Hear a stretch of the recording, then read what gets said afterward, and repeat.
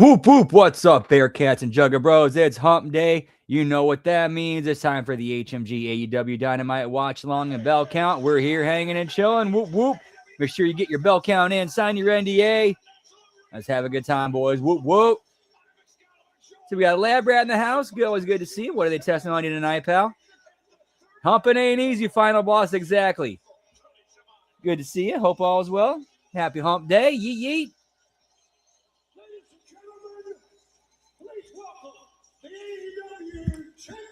Going 24? I think I'll go 20. I think I'm going to go 20 tonight.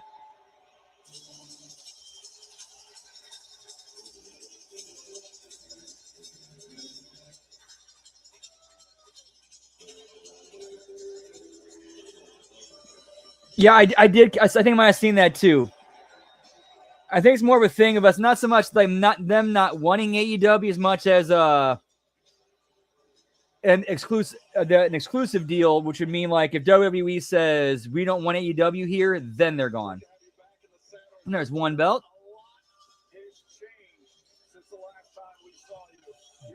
Lab rat with 18. Whoop, whoop.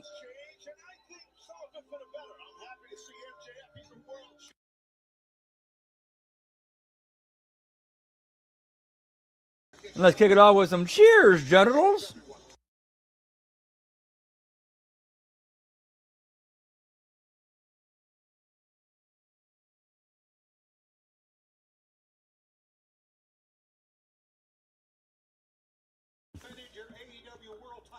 Hey, yo. You know what, Shivani? How about you shut your fat triple chin mouth? It's bad enough I gotta look at all these dumb schmucks in this audience tonight.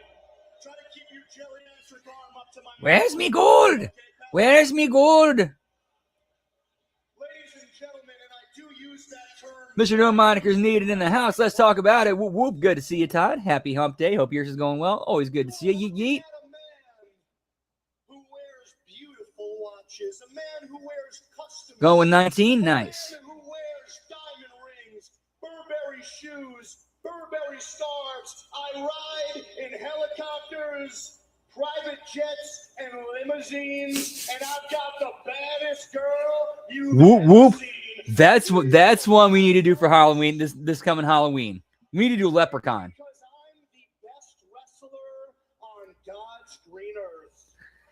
Fun fact: that was Jennifer Aniston's like kind of something that she did before she did Friends. The prize that every wrestler in this sport wishes they can obtain. Pretty Platinum, the Triple B, the AEW World Championship. Oh yeah, the great Warwick Davis. Real gold, real diamonds, real platinum. This belt costs more than all you miserable losers. Ooh, we could. That's a good call, lab rat. I like that. Good call. Good call. So if you ever see some schmuck on your TV screen in my sport claim that they're the best of the best, hey, give me High Spot Jones, pal. Whoop, whoop. Grab the remote and change the channel, because the only thing coming out of their mouth is the same thing coming out of their ass.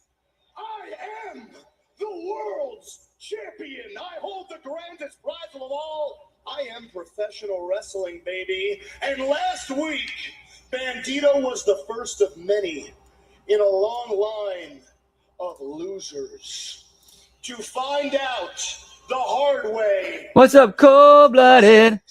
Is the year of the devil, and ain't nobody on my level. Did not. No, I have not heard anything about Evil. Hey, what's up, Dan? Good to see you, pal. Whoop, whoop. That's a big level right there. Big one. Brody King, one half of the former AEW World Tag Team Champions with Bandito. Ooh, good for him. That'd be good for him.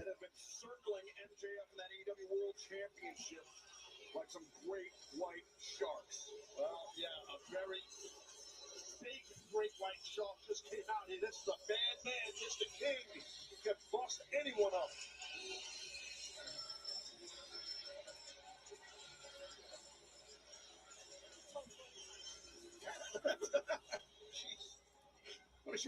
hanging. You hate to see it.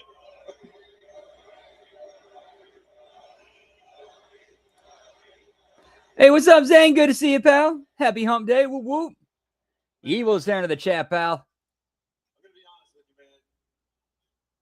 After what you did to Bandito last week, the only thing that I can think of is all the ways that I want to hurt you.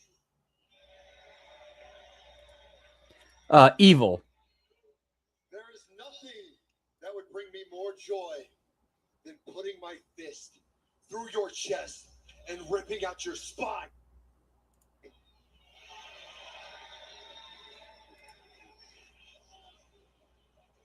But I'm not going to do that.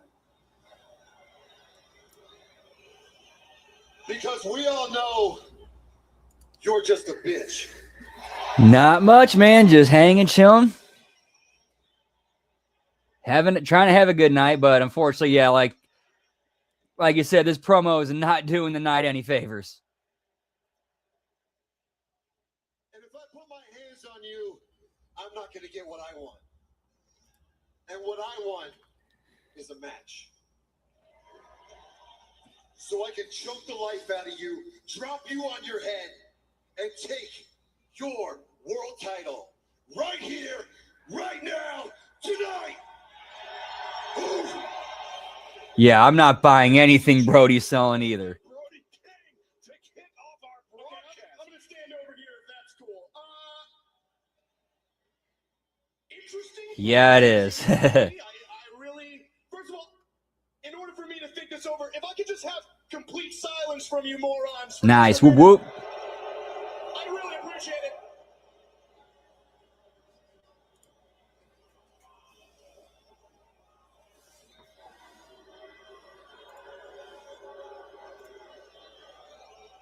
Brody, upon reflection, I thought about it long and hard. Right here, right now, we're watching the world wake up from history. What's up, Hammer? Whoop, whoop. Too legit to quit in the house. Hope your hump day is going well. Yeet, yeet. I get it. You come out here, you bark. These morons, they all bark back, you know? And you know what? The barking makes sense because when I think about you, Brody King, a phrase comes to mind. Yes, it is. Saturday's main event. Whoop, whoop. Bark, no bite.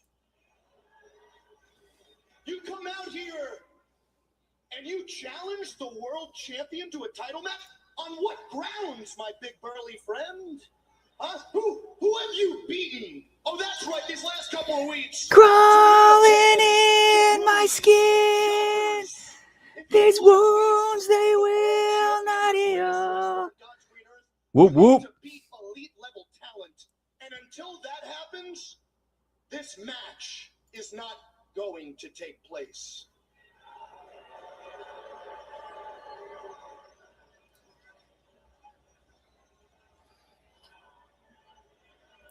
Yeah, only they could find a way to make him get stale and boring.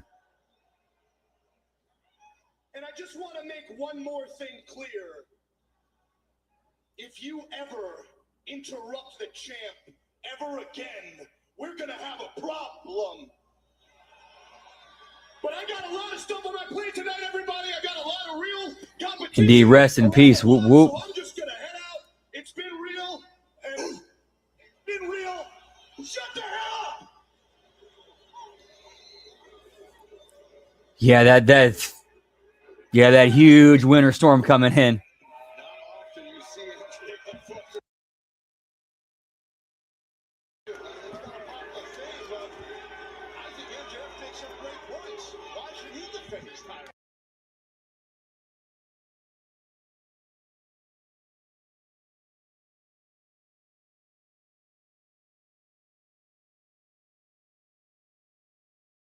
Yeah, no real stars. None outside the AEW sickle bubble.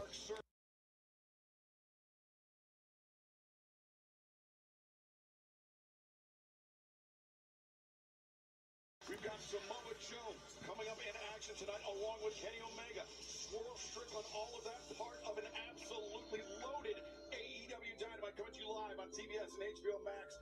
But speaking of Samoa Joe, last week. It was truly maximum carnage for Samoa Joe and the Ops. Let's take a look. Week. Hangman Adam Page, I put out a bounty. And the bounty It is like, dude, it is like just watching that happen. It's like watching science happen right in front of you. Whether it be friend or whether it be foe, I'm going for that belt. Looks like there are three of us who want that championship. I told Samoa Joe, I am going to take everything from you. Hangman, jet speed against the Ops. One's a genius, the other's insane. We have new AEW World Trio Champions. Yeah, I did see that. That's nuts. Gentlemen, what a week 4 belts. we have had. Hangman, you told Samoa Joe that you were going to take everything from him. Now the three of you are new trios champions. Speedball and Mirror Moments, it can be you versus Samoa Joe one-on-one. And later tonight, Kevin Knight, you versus Swerve Strickland. You guys are wasting no time tonight.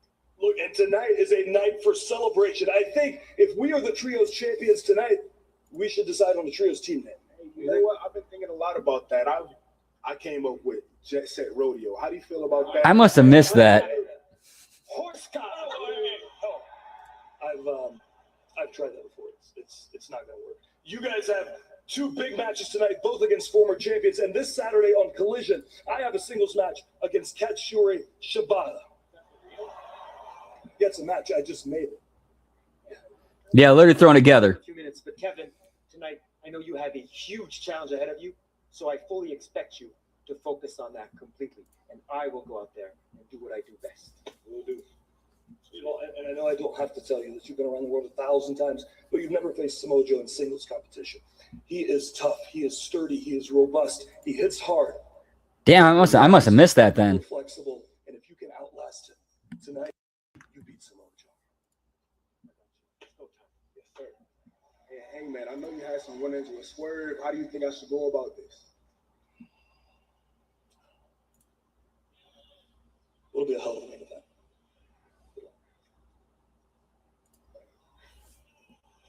Well, another big week for the AEW World Trios Champions. And one of the names I saw bandied about on social media, Tony Schiavone, Air Horse One. I like the sound of that. Yeah, we got Zol Ruka challenging the Elegance brand for the Knockouts Tag Team titles.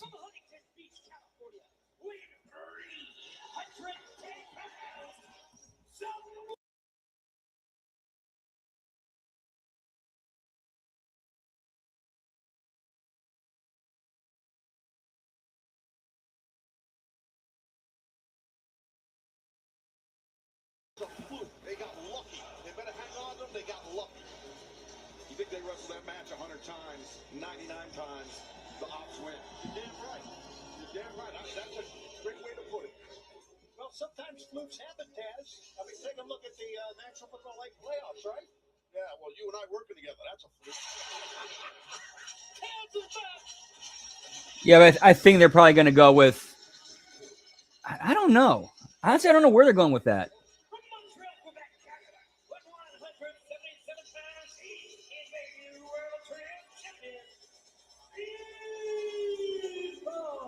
Yeah, no new gear since the 2000s.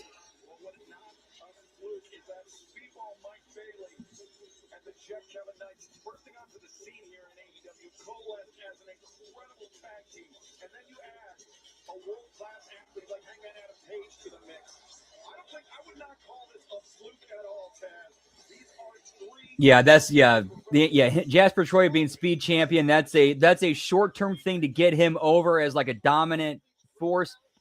Have something happens where he drops the belt, or just say, or how about this?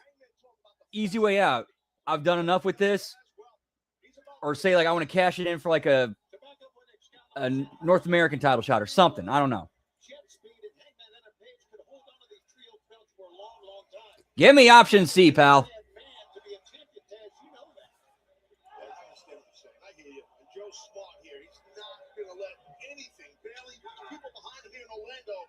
All right, well, they're getting started. I gotta take a quick piss break. Be right back. Whoop, whoop.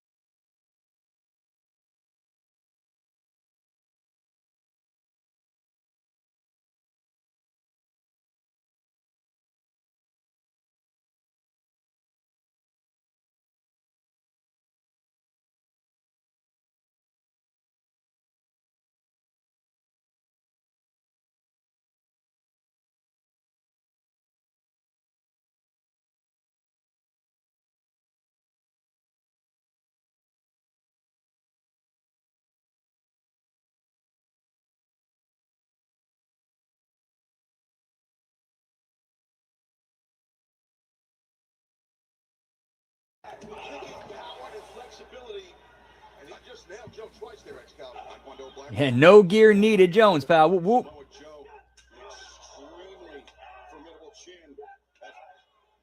Bailey trying to chop Joe down with the leg kicks. Instead changes levels. Round kick to the chest. Now Bailey drop kicking. Samoa Joe sent reeling to the outside. Yeah, it's renamed it 62 times. Intercepted by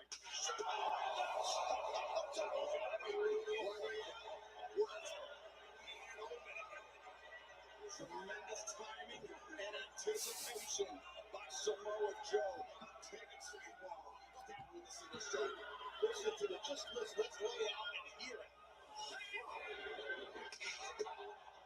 Yeah, that's how you sell a strike. Like that's like been some of the best selling I've seen on AEW TV in a long time. They sold the shit out of that slap. Or that chop. Like let it register. Let the babyface sell.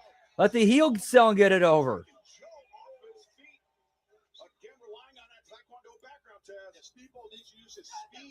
Ah, man, don't work too hard, Todd. Always good to see you. Whoop, whoop.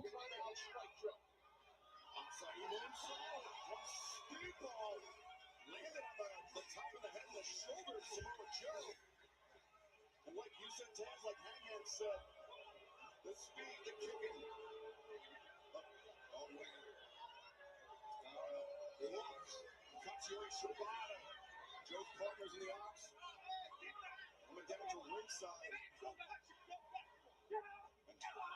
Joe waiting. Catches Speedball with back elbow and now right on his head. Just set. Bailey to the outside and now Shibata and Hood. And Joe's got the ref. And referee Paul Turner, his back is turned to all of this, to this mugging going out on the outside. Right, his shoulder right into the apron. Right into the apron. Well, I think Samoa Joe is a wrestling genius. He knew what to do. Speedball Mike Bailey fight his way. Find out as the action continues live on Dynamite. What do you say, Bailey? Yeah, his shoulder, Bailey's shoulder, I mean, by Shibata and by Hook, rammed into the side of the apron, which is hard as hell. And that was some collision. Chop. Shoulder. Kick to the chest, and Samoa Joe setting drops the elbow on the chest of Speedball Mike Bailey. Now Joe, the cover. Hook. Speedball able to fight his way out. And Taz, I have to ask you, if you think this match is so lopsided that So as far as AEW goes, this is actually one of their better matches. Why does he need Hook to attack? Of course, I'm sure a lot of that's because it's Samoa Joe. It's cohesiveness. It's family. It's love. And that's it. That's what it's about. It's beyond friendship. Here's where Joe's flab kind of works for him, because when Bailey was throwing those shots into his gut, you could see like the flesh like move, like you could see the way like whenever he hit Joe in the stomach with those shots, you could see like the flesh ripple.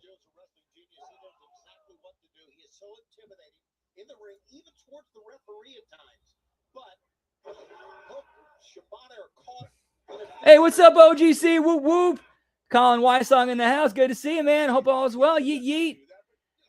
I know they don't have a sense of humor. They don't have a sense of humor. And I agree with that, but the rest does see it. Well, Taylor, I mean, to my mind, Samoa Joe needs to be careful because if the odds are called red, it could result in disqualification. Yeah, you can see the jiggle and helps make a and gets the Bailey shots over a little bit more. He's making that jelly roll. Well, there's no reason, right? There's no reason for Joe to rush. He knows he's in the catbird seat. He knows it. And I'll tell you what, that Mike Bailey, he better hope that Joe don't throw him out of the screen again. That reminds me of another movie I need to do for HMG After Dark. Major Pain. Mike Bailey trying to draw him support. This crowd position, but Samoa Joe anchoring Speedball, 1/3 of the trios champions, down to the center of the ring. It was him all along, Austin. Oh, son of a bitch. Watching on, coaching from afar. I think Joe needs it, but it's again teamwork. That was the midsection. Yup, and he's mysteriously no longer part of the ops. Speedball Mike Bailey. A lot of shortcuts being taken by Samoa Joe here tonight. And that really, look at Speedball. This would affect him the rest of the match. Look at that.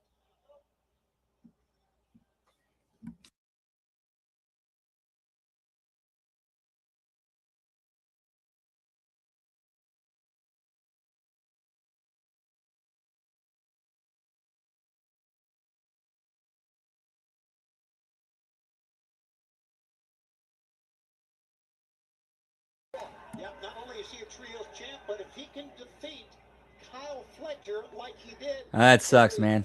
tournament, then he can win this Hey, match. let me show you a little trick to take your mind off the pain. Here, give me your pinky. Now, you might feel a little pressure. Against the two-time former AEW World Champion in Samoa Joe. Kick from Speedball. Well, that was impressive. That was really well done by Speedball. Joe's got to try to recover quickly. Yeah, Speedball needs to get up here. Here it is again, Taz. Yeah, great explosion through the core of his body, but the proper, perfect drop kick, I should say. We got to look at it. Katsuyori Shibata also at ringside member. Yeah, agreed. It's Corner of Samoa Joe for this one. yeah. At a certain time, you're cut off. Off his feet, Speedball. Shooting star press, Joe luring him in. Sends him over Samoa Joe. And Speedball, lunging kick Yeah, it's kickouts are ridiculous. to that top rope. Everything's a kick out, pal. This has gone on way too long. Got way too much in. Bailey finds his balance. If you would have condensed this into a 5-minute match, this would have been a lot better. A lot better. Like 5 to 7 with entrances. That's what I'm talking about. If you can get the big wins in the Continental Classic like Speedball did, you can defeat Samoa Joe. Just keep the big man down off his feet. As we make our way to Revolution, things are heating up here in AEW. Next Wednesday night will be in Austin. Yep, exactly. Center. Visit AEWTX.com. Scan the QR code at the bottom of your Yeah, screen. same old shit. January 31st, we return to the Esports Stadium in Arlington for Collision. Following Wednesday, February 4th, Las Vegas, Nevada. Dynamite Collision in Las Vegas. Speedball escapes back to the ring. Then Ontario, California, February 11th, AEWTIX.com. Right now, Speedball Mike Bailey has Joe on the apron. And Speedball, he got 9 in. Oh, no, watch out. The knee drop by Samoa. Yeah, and that's a great bump to take. I'm going to do a backflip and land my knees on the apron. And that's not going to affect me. Stupid. So stupid. Knee breaker. And Shibata just continues to assault Speedball on the outside. Yeah, Alex, hold on. Let's do a how old is Mike Bailey? Let me pull him up on Wikipedia here. Remember this Saturday on Collision TNT HBO. He's 35. I expect him to be in a wheelchair by 40 if he keeps doing this. I gotta agree. He is something else. And look at Joe mocking about what's going on. Yeah, exactly. Yup. And that's a regular spot of his. He goes for that knee, like that double stomp with the knees, and has people miss it on the apron. Good luck having legs when you're 40.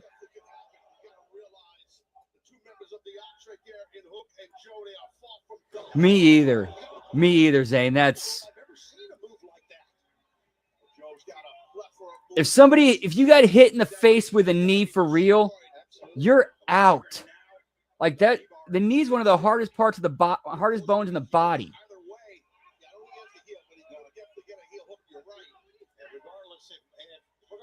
Yeah, so did I. Samoa Joe's quads and his calves and his hamstrings. Just imagine the pain that Bailey's in. Speedball McBailey able to maneuver to the bottom rope to force the break, but the damage may have been intensified in that brief moment. Yeah, they're still doing way too much. Way too much. Right hand to the jaw. Joe have a little conversation with him and jacked his jaw. Bailey laboring to his feet. Joe immediately chops him down. But then again, this is AEW. This is modern wrestling. The work and selling on the knee, that's going to go right out the window for the go-home sequence. Mike Bailey just said something to the referee. I'm sure if he's got to wonder if he can continue here because of what happened to his knees. Actually, all that's thought of him landing on. Yeah, all that work you put on the knee, yeah, it doesn't mean anything.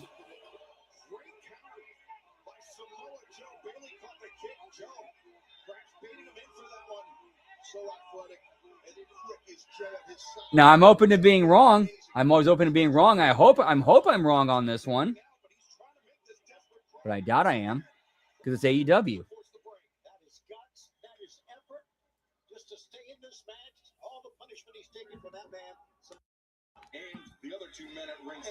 Yeah, he is. Taz is like definitely one of the best announcers ever.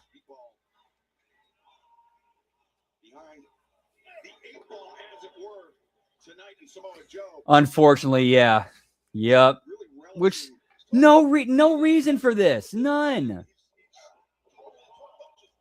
Like, what's on the line here? It's just killing time. Basically to destroy the offense here of Speedball. That's what he's done. He's taken it out. The damage to the leg not only neutralized the high flying Tony, but the kicks the Speedball as well. Absolutely.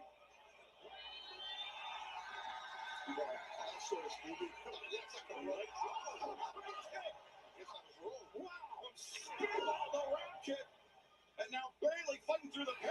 Yep. All that selling right out the window. I'm going to do a backflip, double knee stomp on you. I'm going to come and we're fucking done here. This is fucking these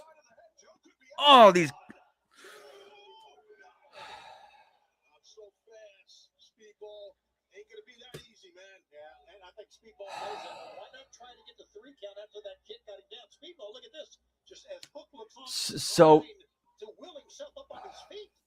A concern etched on the faces of both Hook and Katsuyori Shibata.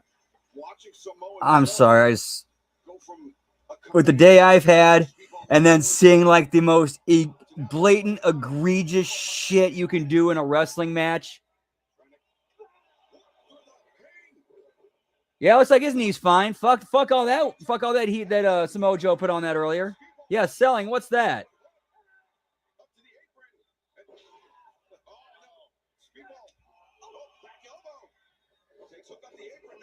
I feel you, man. I feel it. Man, this is so bad. This is so bad.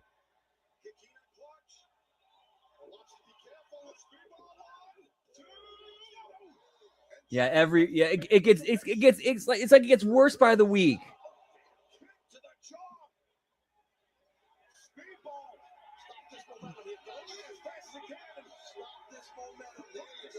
Hey, what's up, Scott? Good to see you, pal. Whoop whoop. This show's bad. This is bad. This is so bad. And it took all 3 of the ops to beat Mike Bailey after they're doing the whole thing where they're working heat on his knee. I don't blame you. I don't blame you at all, Hammer. I don't blame you at all. This was so bad. This was so bad.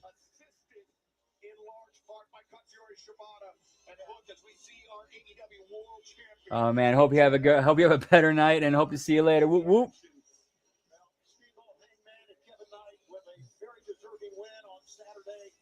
Samoa Joe just had the numbers too much for Speedball here, and a very important win for Samoa. I did not see that. No, that's oof. Once again, no doubt.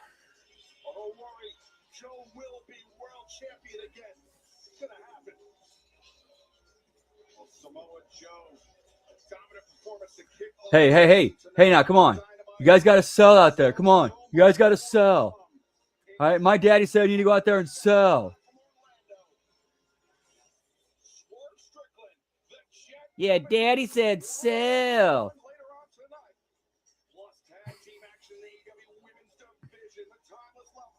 Yeah, Speedball needed an out. Meanwhile, you had the story right there where Joe works the leg, he go and works the leg, works the knees, works the leg, and Speedball tries, but he fails.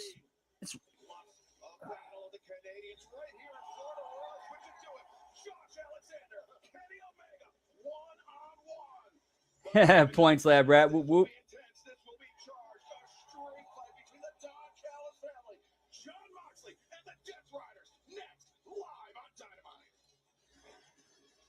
I don't know, but I know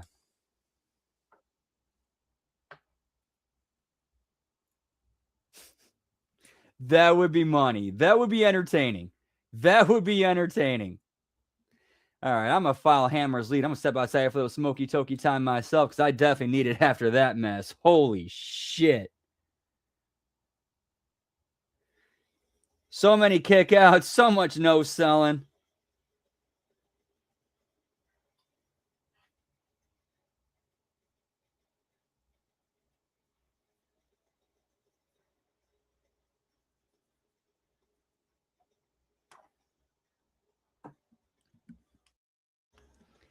Yep, that is true. JCW has now supplied talent for both AEW and WWE that they've signed.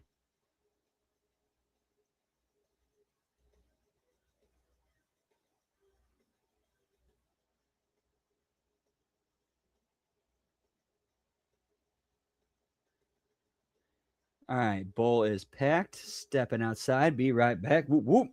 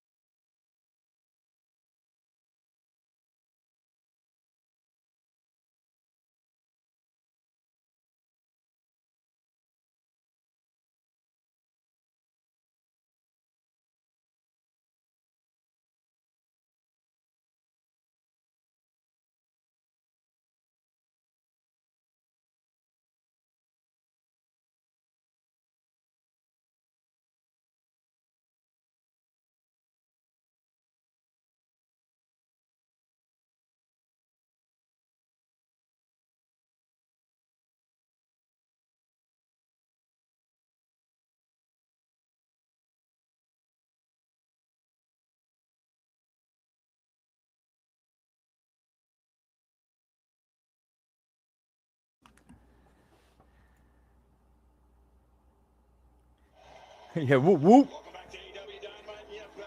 Who'd you bump into?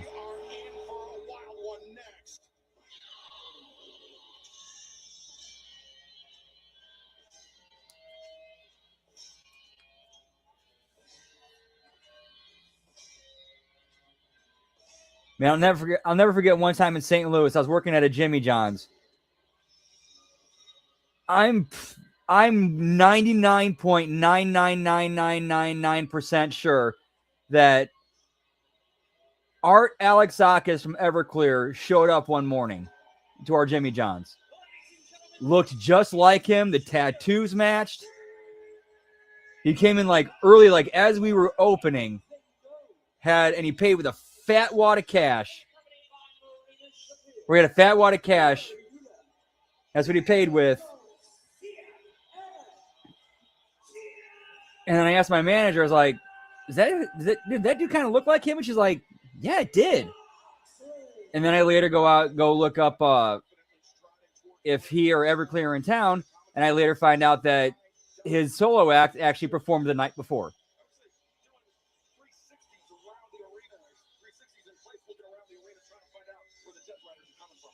Yeah, she's hitting the gym, pal, and eating that protein. Ah, that sucks, man.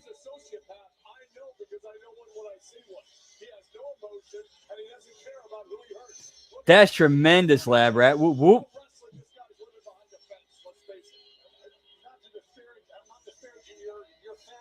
Dude, awesome, Scott. Whoop, whoop.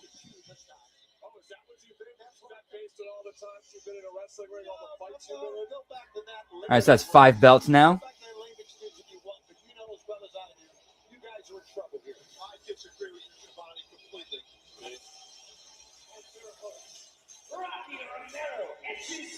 Here we go.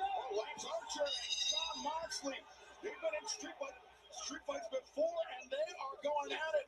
Down the ramp, Hechicero pairing off with Wheeler Yuta, Rocky Romero, Daniel Garcia battling. And the bell has rung. This street fight is underway. And Don, this could be a start of a very big week for the family. Of course, this street fight now against the Death Riders. Josh Alexander taking on Kenny Omega later on tonight, and then yeah, we got Face D Riders, pal, and the Don family. Whoop, whoop. the entire family is away getting ready to descend on Orlando for Collision this Saturday. But hey, we got the numbers here to take care of the Death Riders, in my opinion. I love your confidence, Don. I respect it. Your family's been doing great business for sure. Thank you, Taz. It's such a pleasure to have you back. Have someone out here who's actually been in a wrestling ring other than me. Well, multi-time world champion. Yeah, of course you go into the crowd, Lab Rat. It's Jon Moxley and the Death Riders. Whoop, whoop.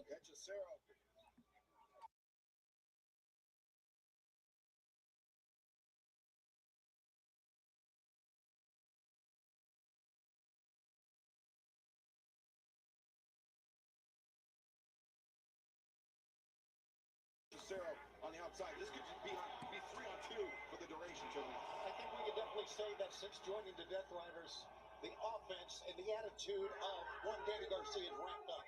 Yeah, looks like he's starting to work out. What a travesty. Get a little bit more protein in him. One of the great technical wrestlers in the world. Well, that's what a street fight's all about. You're not going to see much. And I'm saying from experience, that's kind of how I kind of looked a little bit when I was finally starting to see some results of the work I was putting in. Well, Jon Moxley just winged a chair into the face of Lance Archer. I don't think the referee saw the tap out, obviously. How about Rocky Romero? He's a stud. What a legend. And he sure is. Ring of Honor champ, IWGP Junior Heavyweight Tag Team champ. Not all over the world. Hechicero and Rocky Romero on the ramp. Lance Archer, left to his own devices, just eating the repeated shots from Jon Moxley. Moxley, to me, is one of the most terrifying people in this industry. But boy, you got to give him credit. He's been on a run lately, and he has gotten himself into incredible physical condition. And that, just so you know, you saw Hechicero tapping out on the ramp. The finish, I guess I remember that now. finish of the match in the ring. Okay, that's not false count anywhere. Pinfall or submission inside the ring, and Lance Archer now with Moxley and Garcia in his grips. The drop kick by Wheeler Yuta, and now Archer set to the outside. A really good teamwork there by the Death Riders on the big murder hawk. Wheeler Yuta. Yeah, this show literally feels like Tony's put together in like whatever that simulate the booking simulator is.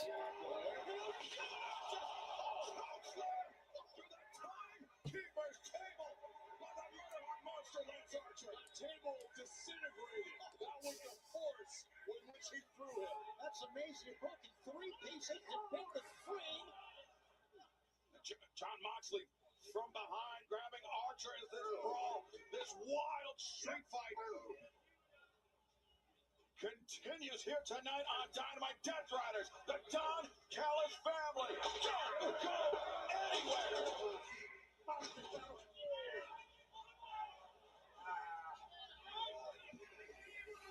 We can see Hector after we saw Garcia have the ankle lock on him, but you don't want to play submission game with Hechicero. Yes, it does. Anymore in this match. I'd be very surprised. Well, that's good. Someone should call the meat wagon. Needs to get to a hospital now. Now Rocky Romero, Hechicero, double both men latched on to double wrist locks. Danny Garcia. Lance Archer turned his attention to Marina Shafir for a moment and allowed John Moxley to land a shot from behind. Why is she allowed out there? That's what I'd like to. Yeah, I'd agree. I don't know why you allowed that. I'm a broadcast journalist, clearly. Is a legend in this game. I agree with Oh, nice. Yeah, like the T-shirt. You know, it looks like a pretty decent T-shirt that they got. 43 years. That's accurate. Hechicero, the right hand's taking Moxley off his feet. Moxley, it's the first sign of trouble for the Death Riders. Yeah, you're not kidding. And right now, Lance Archer has a chair here. Again, all legal, obviously. I thought they were going to work on Moxley's leg with the chair, but he went outside with it. Look at Hechicero. I'm loving this. Tango el amor. That's Spanish. Thank you. Trilingual and everything. Amazing. It's amazing, isn't it? Right now, they have singled out the leader of the Death Riders here. John Moxley covering up as the right hands were being delivered by Rocky Romero. Rocky. Maybe a premature celebration for Rocky Romero here.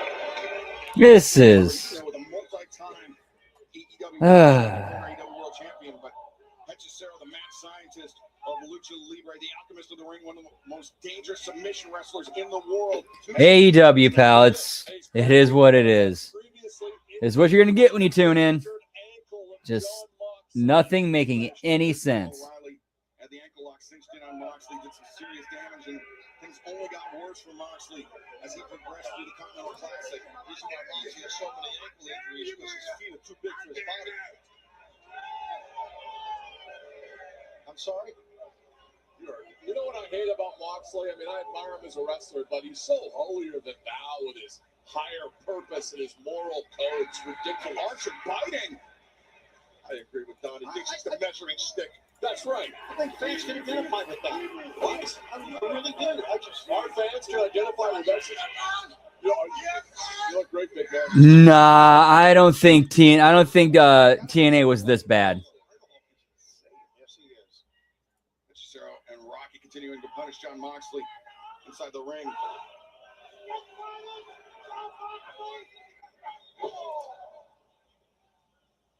Anything goes tonight live on Dynamite. It's a street fight between the Death Riders and the Don Callis family. And the family in the driver's seat right now.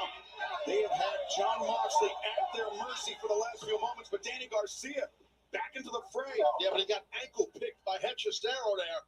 Well, let's not forget that the numbers are against Death Riders because Wheeler Yuta is still out for being put through the timekeeper's table over here to our left.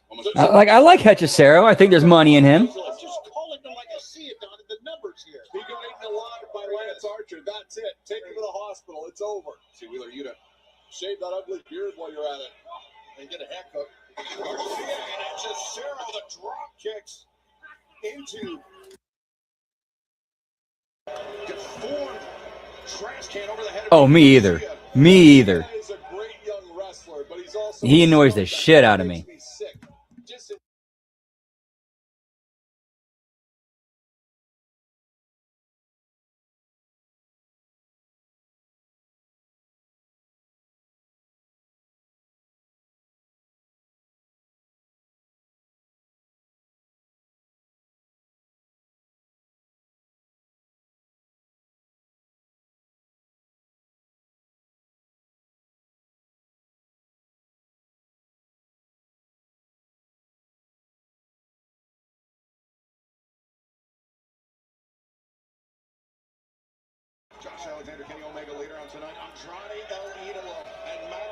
Yeah, he's definitely been hoed out, unfortunately, because he should be his own guy. He should stand out, not thrown into a faction of 20 dudes. Tag team action this Saturday, and the #1 contenders for the AEW World Tag Team Championship, Mark Davis, Jake Doyle, in action this Saturday night. Talk about collision. That was Lance Archer just trucked. And which makes sense. Big man, but you deal with Lance Archer. Yeah, Archer's every bit as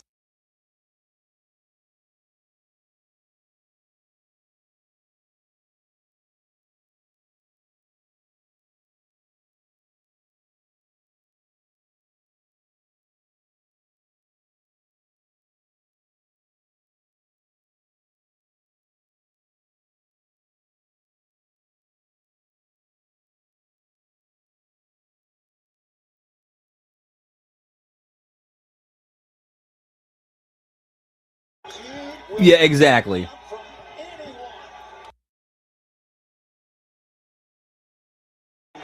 And that's not a knock against Lance. Lance is a top talent. It's just his positioning and booking and where he's been put. You know, that kind of, does not bode well for your future.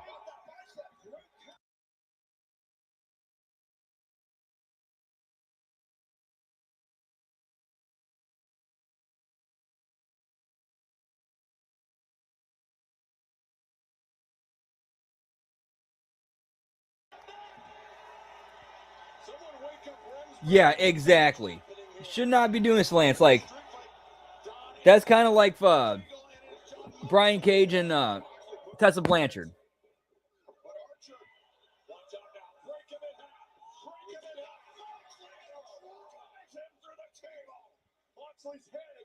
Oh, are they doing Collision tonight too?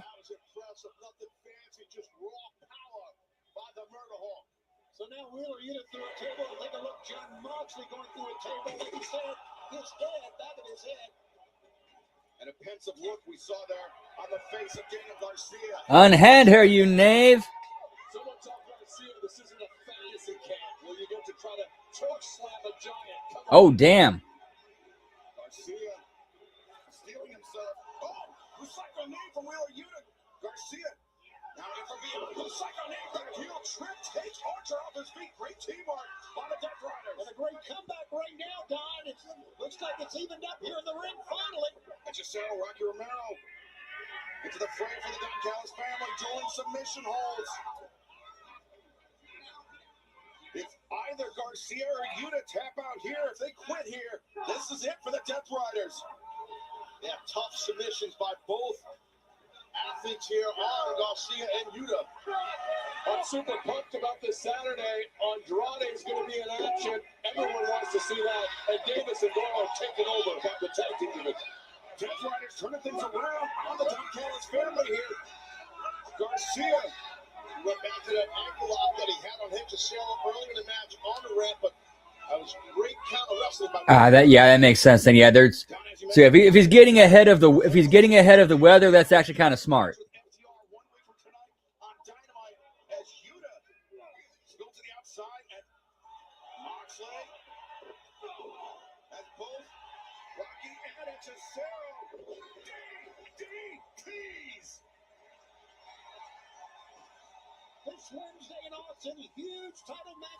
Yeah, this is nothing really to write home about. Give me glass and barbed wire, pal.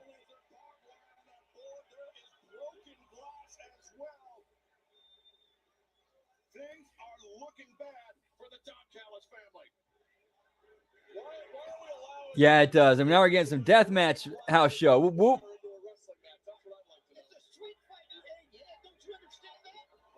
Yeah, this is going to be a very interesting weekend, indeed.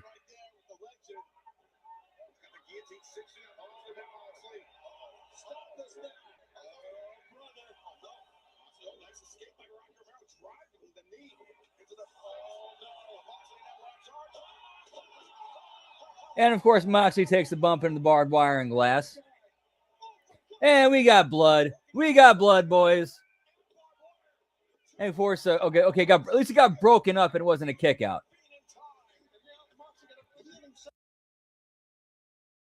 Nearly saw Lance Archer pin the AEW Continental Champion. Looks like an attack by a bat. Yeah, it's like a horror movie. You're right. He brought it on himself. Damn. Of course, anyone in this street has brought it on themselves. Yeah, pal. Whoop, whoop. Nice. That Rock is going to That is a good point. Archer has you at the top of the ring. And it looks like he's going to try to choke slam him. It looks like it's Pat on crutches because of the damage done by Darby Allin. Nice, Zane. Whoop, whoop. Battering Archer with a crutch. That is true. If they go too long and you lose the crowd, it'll kill the show and kill the crowd.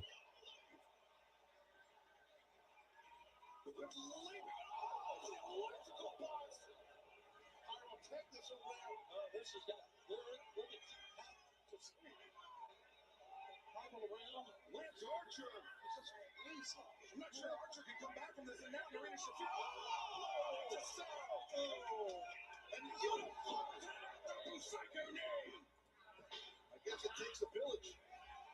Oh, wait a second. Yeah, pretty much. This is kind of what this looks like. Rocky Romero, the Bulldog, is 6'10". Rocky Romero is fading. Oh, he's got that in tight to his hips, positioned perfectly. Oh, counter. Oh, wow, good counter. Romero counters, but Garcia.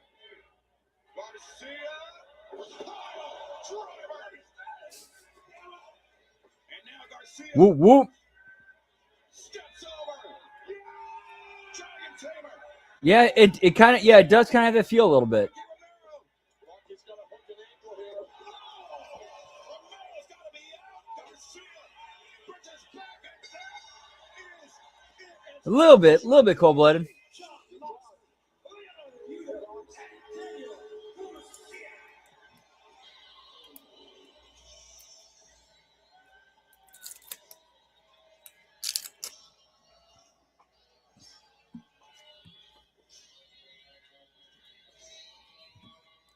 Yeah, it seems like they're trying to establish the Death Rider or fully turn the Death Rider's baby faces. So why not give them the Don Callis family to work against as heels to establish that?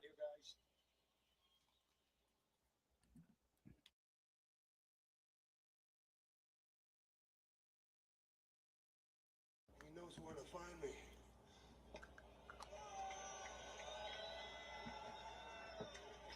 Jon Moxley, a man of few words, but the message sent to Don Callis. What a fight that was, gentlemen. Oh, shut up. Well, that was unprofessional. Sounds a guest here. I mean, really. I know he was a guest here, but still, what a match that was. The Death Riders impressive. Yeah, I dig it. I dig it too, cold-blooded. The fans still to come.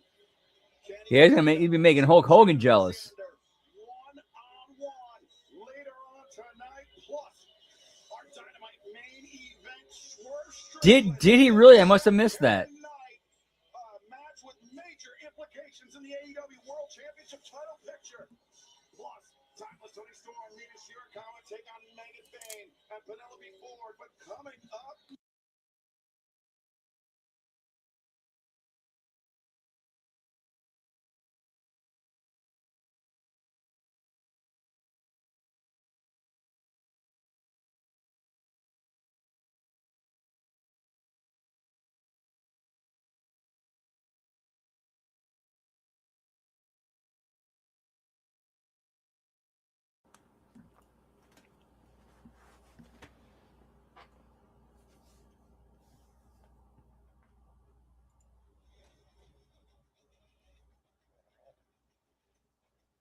All right, that's commercial break. Whoop, whoop. Yeah, this has been a really rough show to get through. I'm sorry.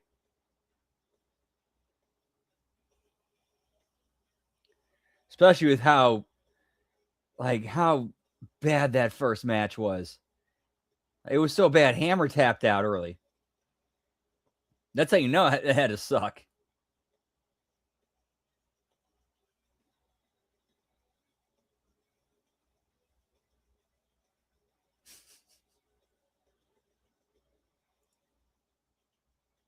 Interesting theory, Lab Rat.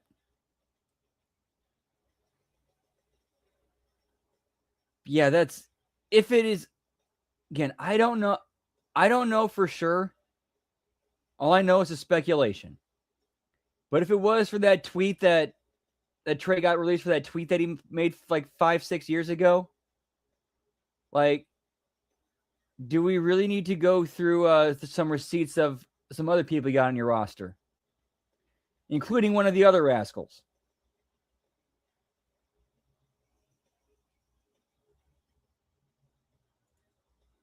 Hey, what's up, Nelson? Whoop whoop. Women's match has not happened yet. Yeet yeet, but hope all is well. Hope you're doing well. Yeet yeet.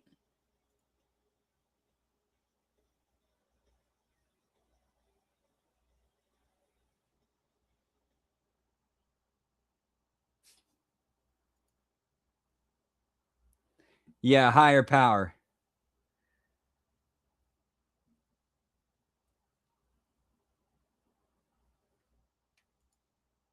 How funny would it be if they did a higher power angle and then it was Vince McMahon?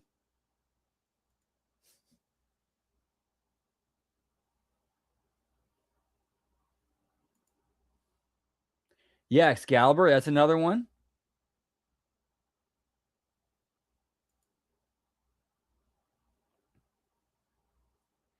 You have the stuff with JR and Devon.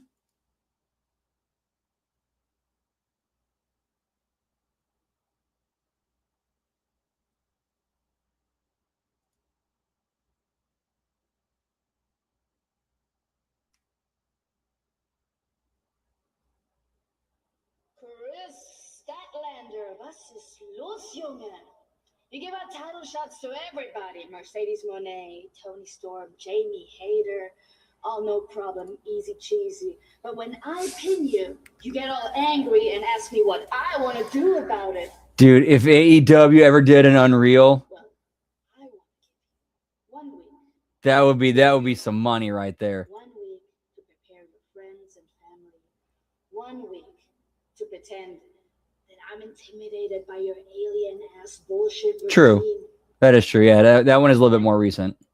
Next Wednesday in Austin, I want my title shot. Is that okay? Big stat daddy? Yeah, this is true. Has room for more. Willow, you're now the TBS champion. And if I recall, we never had our. Yeah, it's a good question. Me and you, Saturday on. Or have they have or had?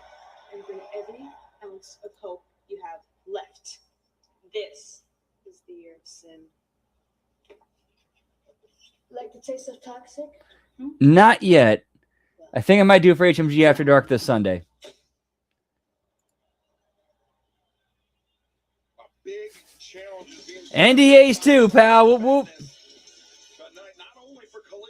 Yeah, that was disgusting. That was disgusting. We'll have to confirm that as this program continues. It's the tag team bout for one ball, originating at the ball at 389 pounds, Alex Price and Judith Oliver. These two men making their AEW debuts here tonight. Tony Schiavone, standouts on the independent scene, impressive performances in Ring of Honor as well. You picked the wrong night to try and impress the world. Davis, Doyle, I hope you're watching somewhere before your big match next week on Dynamite for the World Tag Team Championships. Oh, one thing. Please visit helpbigstoke.com. I'm going to say it slowly. Helpbigstoke.com, and please donate a little something for my injuries. And lastly, stand up, give it up for the 3-time AEW World Tag Team Champions, FTR. First of all, do not donate to that lame website. Okay? It's not lame, Tony. It's a fraud. It's a fraud. It's a fraud. Yes. It's a fraud. Stokely is like the perfect manager. The perfect manager. I know. Same here. He's one of the best performers on the show. And that's 7 belts.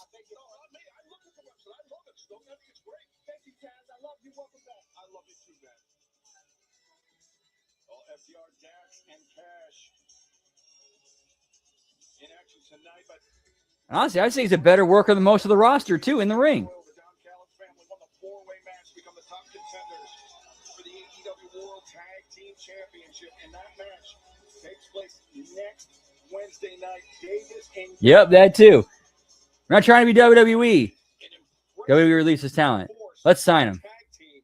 Stokely, I mean, you guys don't seem too worried about Davis and Doyle, or perhaps that's just a strong poker face. I mean, we have a strategy. We've talked about it. I mean, I'm not going to talk about it here. I mean, do you really think FTR is worried?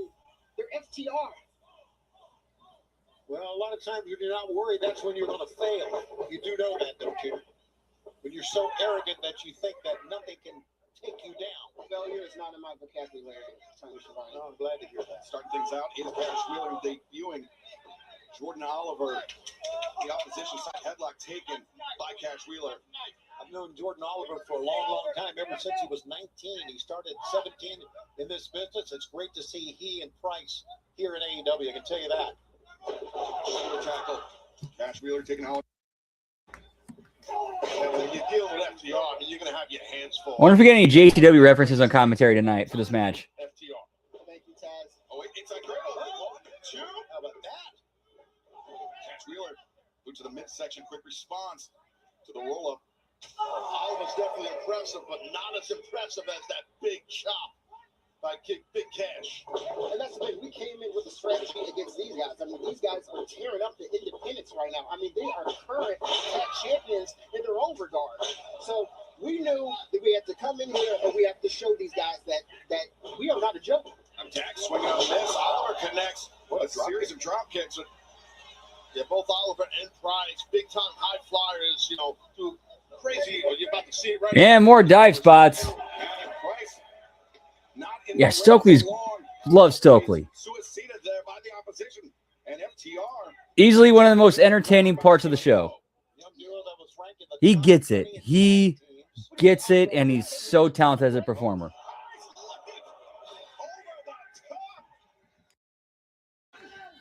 In his Dynamite debut, and what an upset this would be as Cash Wheeler on the receiving end now rolls up. Come on. Jordan Oliver, 2. No, the kick out. Nice counter on that cross body by Cash. Price waiting. It comes off the top of the foot stomp. Leg is hooked. Comes bad. Yeah, when you're in the ring with guys like Oliver and Price, you gotta ground him. I know Yeah, it's like they're holding him back. try to get to that point because you have to. Like he could be doing so much better. Debut for this young duo of Oliver and Price. No doubt, but they're doing okay. They're doing great.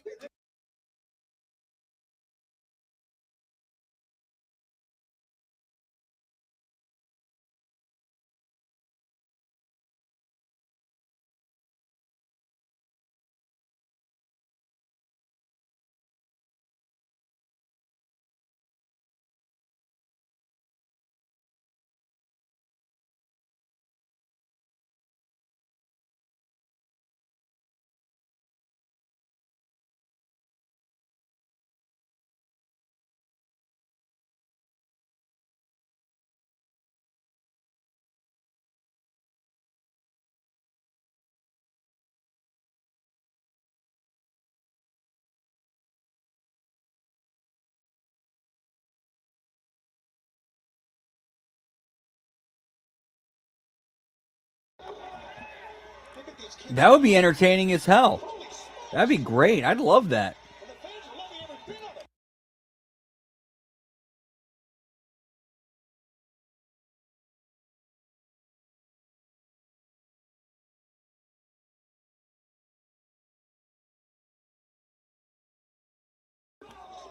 Plus, you could have them work in ring as a tag team.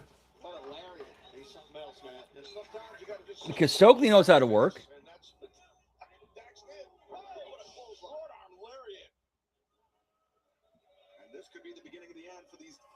Impressive newcomers. And their charisma and characters can carry any flaws they have. I mean, I have to give it to them. Like, they're trying their best. I should say carry and cover. If they were to win tonight, again, it's not going to happen. If they were to win tonight, think about the bragging rights. Yeah, easy money, pal. Whoop, whoop. Upset. His chest, Oliver's chest is getting worn out by Dax's chops. And now FTR looking for But it's power Alex. and glory, but instead Alex Price working around him from that. Oh, that's one, two. Close. Paul Turner, one of the best referees in the business right now. That was close, though. That almost brought you out of your phony wheelchair there. So And not only would a victory for Oliver and Price be a massive upset, but you have to imagine effectively it'd be like winning an eliminator match. They would have pinned the champion. absolutely. Exactly, Lab Rat. Exactly. Why are the top guys, why are the tag team champions struggling with the team with their debuting tag team?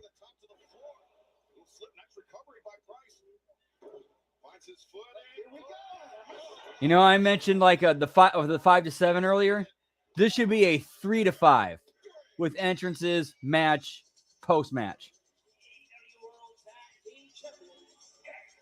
They were in a fight, FTR was. They're still the champs, you're right. Definitely an awesome show, though, Excalibur, for Oliver. Maybe 4-6. Maybe 4-6. For Oliver and Price, but they sure made the most of it. They hung in there. From bell to bell with the AEW World Tag Team Champions, and this Saturday at Collision, the number one contender. Yeah, this match had no business going on as long as it did. Saturday night, 8/7 TNT and HBO Max. And then 1 week from tonight, FTR will Cheers, genitals. We're in for a long night, boys. also next Wednesday night from Austin, Texas, El Clone of the Don Callis family will challenge Mark Briscoe for the TNT Championship crown. Whoop, whoop. The title back to the family, but right now, standing by.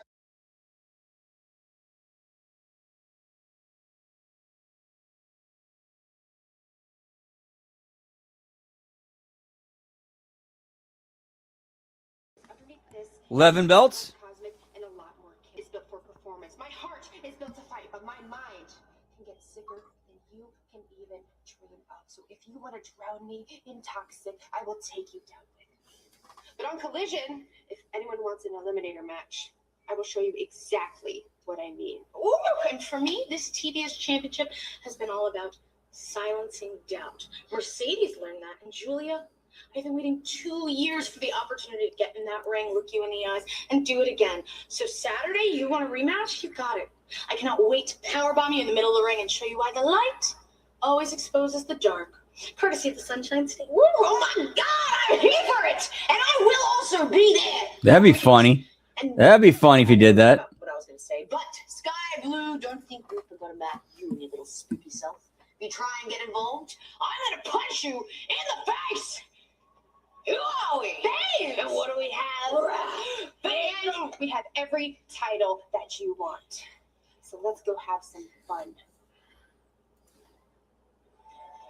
Well, fans, it didn't take long. Tony Khan has made it official for this Saturday night. Julia Hart looks to reclaim the TBS Championship from Willow Nightingale. Then 1 week from tonight, Austin, Texas, Whoop, whoop. the AEW Women's World Championship on the line. The Toxic Spider, Tekla, challenges the Cosmic Killer, Chris Statlander, for the title.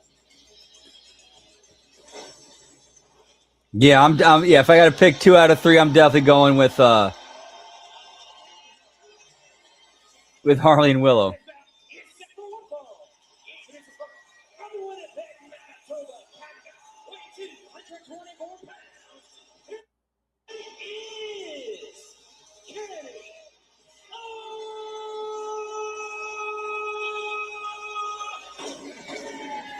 So now they're introducing him as AEW's only Grand Slam champion.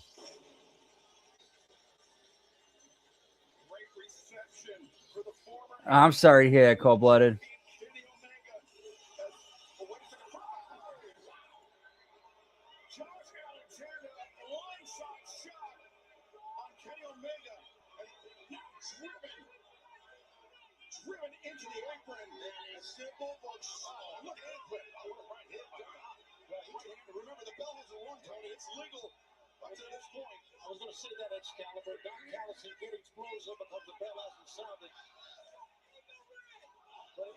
to say it's great to see Kenny Omega back here wrestling on Dynamite.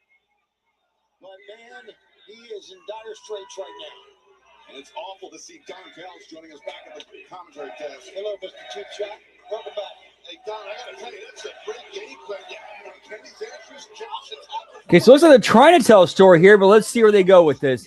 I like the beginning. I like how they started this match. I like this. Let's see where they go.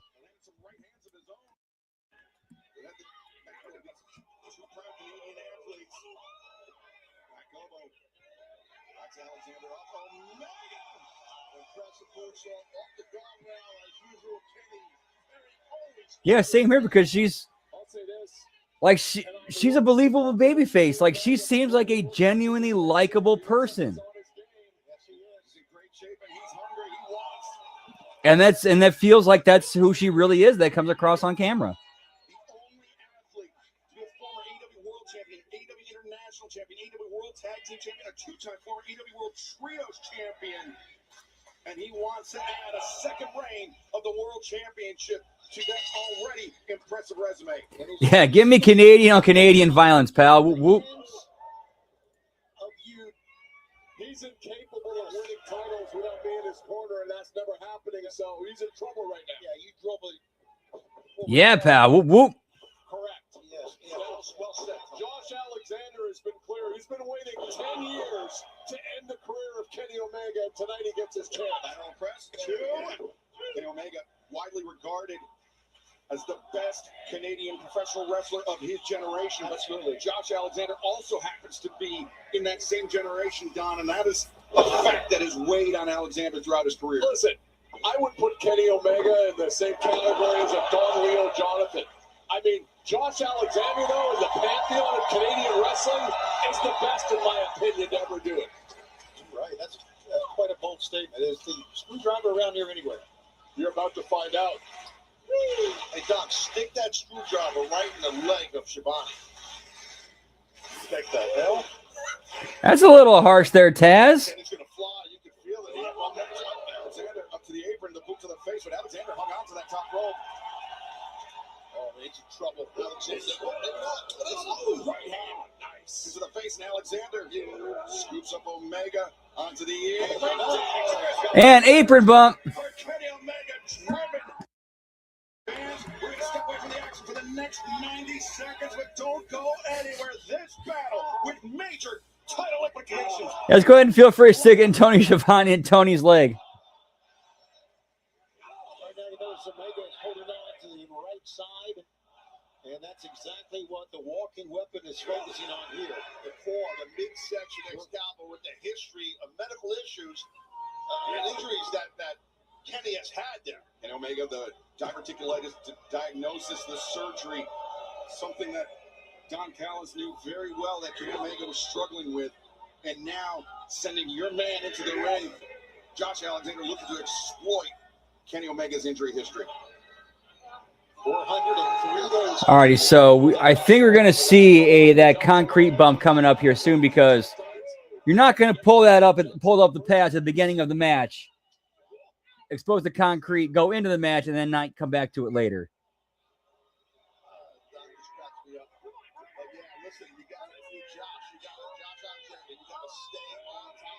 Give me Chekhov's gun, pal. Way overused, absolutely way overused. They've even admitted that that AEW's ring apron is out longer intentionally, so there's more room to bump on it. It's hard to leave out because there's a lot of vitriol. Ridiculous. Thank you. Like intestines.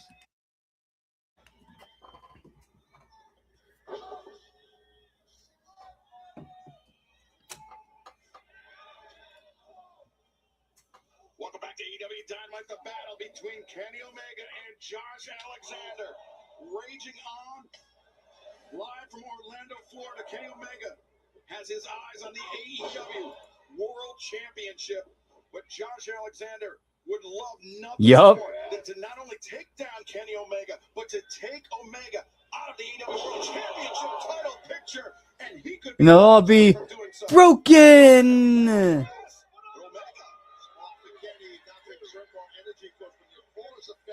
kicking out. You kick out from your fall. Kenny utilized that bottom rope Excalibur. Yeah, we stopped the count. We've seen. Nah, neither would I. Nice lab rap. Whoop whoop. Kenny Omega, of course, Tony. You good shit, pal. With that disease, diverticulitis, he had, so many inches of his intestines were removed from his stomach in that surgery that got him back into in-ring shape, but he's still battling through it. Yeah, and it's amazing that he has fought his way back to get into wrestling shape. Nothing is more amazing than what the Don Callis family has coming up. In fact, this Saturday on Collision, Doyle and Davis are going to show FTR exactly who the top dog.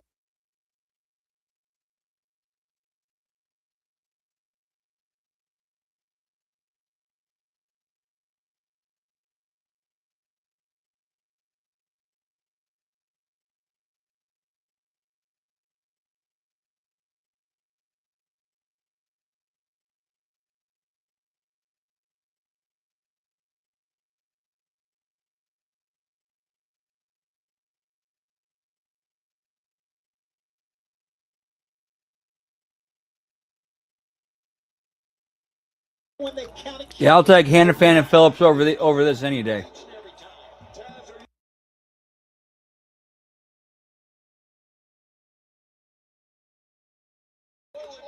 Yeah, pal.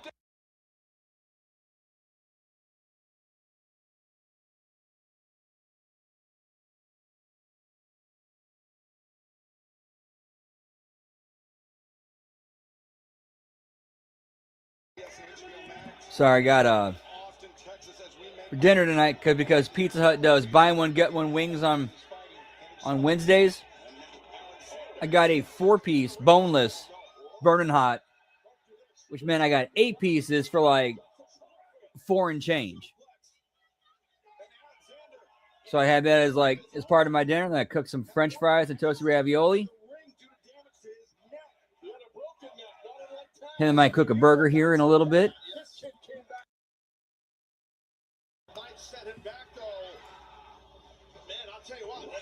Whoop, yeah, but their hot sauce, like their hot sauce is a little bit hot. Hey, what's up, El Juggalo? Good to see you, pal. Whoop whoop.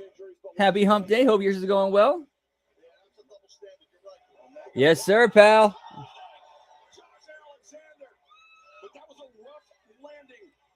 Taking the current AEW Tag Team Champs to the limit. Yeet yeet. Whoop whoop.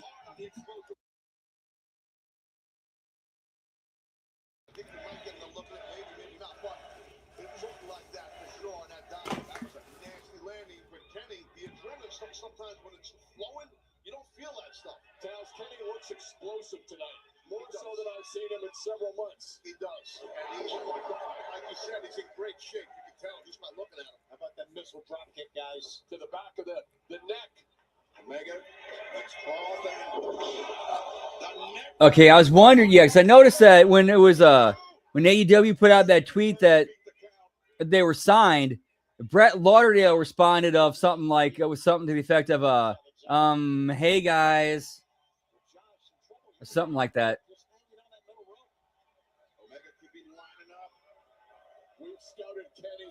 That's awesome, cold-blooded. Whoop, whoop. Yeah, that is one of the perks. Like you got a lot of those places close by. I should say like a lot of those different choices of flavors of food. Whoop, whoop.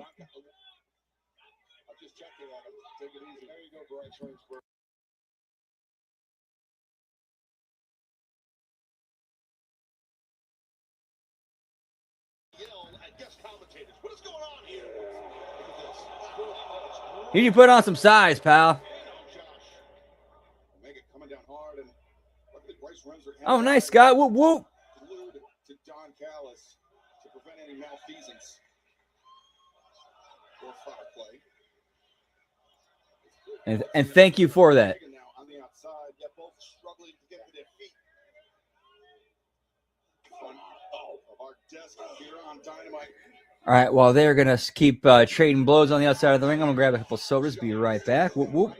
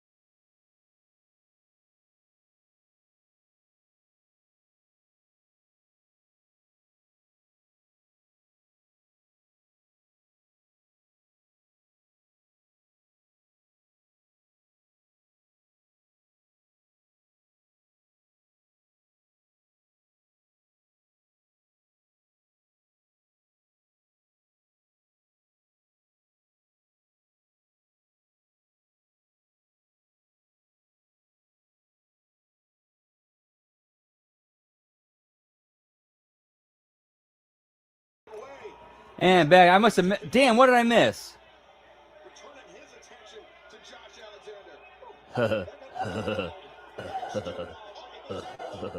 He said blows. Yeah, cause like this show like blows and whatnot. Yeah. Hey Beavis, let's go like order like that a bacon brawl combo. It's like the only good thing about this show is like it gave us that.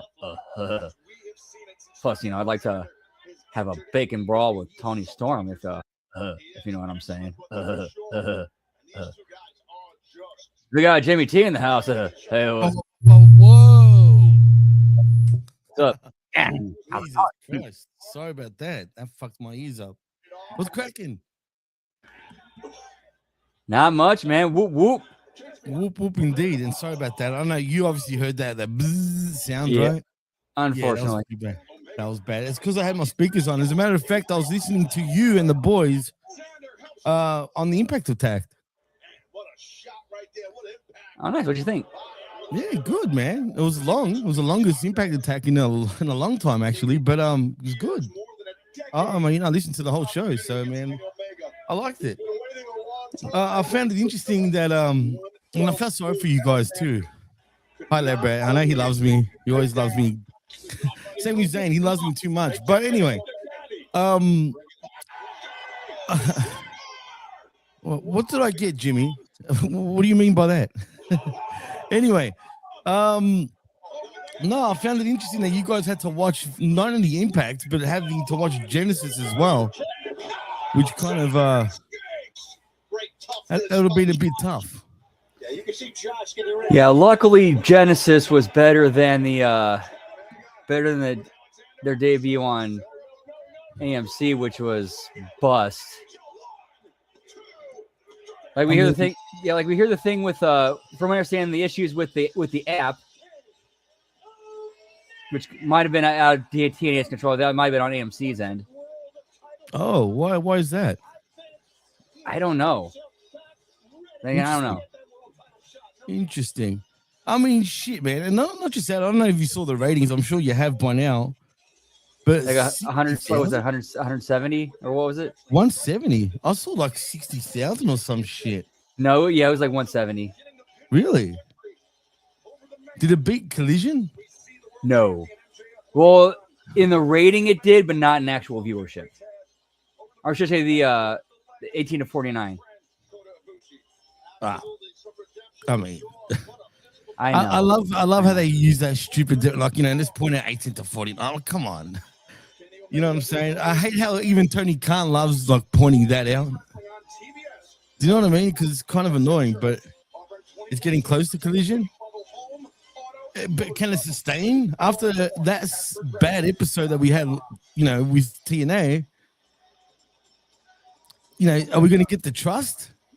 That's a good question. Plus you had the really bad optics of you didn't have your exhibition champion there because of visa issues. Then the next night he appears on SmackDown, answering Carmelo Hayes' open challenge. Yeah, I know, it's such a load of shit. And what a load of lies that is, man. Clearly, WWE have got a lot more control with TNA than we even realized, probably. I mean, to the point where they're even putting the credits at the end. Yeah, I was like, well, WWE clearly got more of their claws in them than we thought, because they did the exact, I was expecting to see Lee Fitting and Paul Levesque in there, too. Well, Scott Wolf said, I got close with the 200,000 range. Yeah, I guess you did. And Labra says, maybe, but Collision's helping by not gaining viewers. True. That's true, too. But I still think they should have. The problem with TNA is they should have absolutely killed that show. They should have been hit out the park. The fact that they didn't on that first night, I don't know how many of those viewers are going to come back because they're on a big network now. Like, you know what I mean? I mean, the biggest since they were on Spike. You know what I'm saying? And they do that crap. I wonder who really booked this show. Was it Delirious and shit? Or was it WWE that really booked this show? That's what I really want to know. Yeah, that's a good question. Was Borash kind of a contact man? Frank says, Holy shit, AEW's trying to do a storyline. Hi guys, what's up, Frank? Sorry, hey, what's up, Frank? And I must have missed that. I missed all of Kenny's promos, so I apologize. Oh, it's probably my bad this time, actually. Brando. That's all good. I wonder what's going to happen tomorrow night on Lunacy. Should be Matt Cardona's final JCW match. That's taped though, isn't it? Yes, and plus they've also taped shows since Cardona went back to WWE. So during those tapings, they could have shot something to. Wait. So he was able to go back while he came back to WWE? No, what had happened was these were pre-taped. Like Okay, these were sorry, taped right. before he signed back with WWE. Right. That's what I was saying before. Yeah. I mean, it's going to be abruptly sort of done, I guess. I mean, they couldn't exactly write him off. True, but also that's actually one of the benefits of having everything taped in advance is because if something like that happens, you can shoot stuff, you can try to reshoot stuff or create new content that you can throw in there later to make the needed adjustments. I guess still it's a bit thanks, Frank. You know, it's funny. I'm glad you brought that up, Frank, because right before I jumped on over here, I noticed on the Twitter or the X, whatever you want to call it, that everyone's crapping on about R-Truth, man. And I know this is all about truth mainly. But he's not quitting, right? He's not quitting as far as I know, correct? Because it feels like he's either retiring or he's quitting with what he said, but he's retweeting every single Mark Todd's comment about him, like every single one. I mean, there's like thousands of them. But basically, I couldn't get through all of Unreal 1. And now that Frank told me that about my brain melting for Unreal 2, I doubt I'll even get through Unreal 2. Just the clips I saw on Twitter was like, what the fuck? Oh, man. Dude, did you see the one where Io Sky, no joke, jumps into Triple H's arms and straddles him? Like, no joke. No. Serious? Dead serious. Right-handed God, Io Sky, arms wrapped around Triple H, legs wrapped around his, like, waist hips. In the gorilla position with everybody else around. Did you do this too? No, because she had her arms around him like this. Daddy H, man.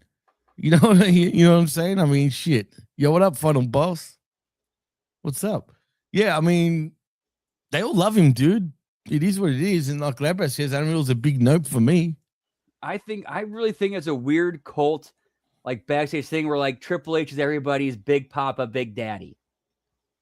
Well, he does have his guys and girls, obviously. You know what I mean? So, yeah, it's weird, dude. I also, yo, what's up, Nelson Martinez?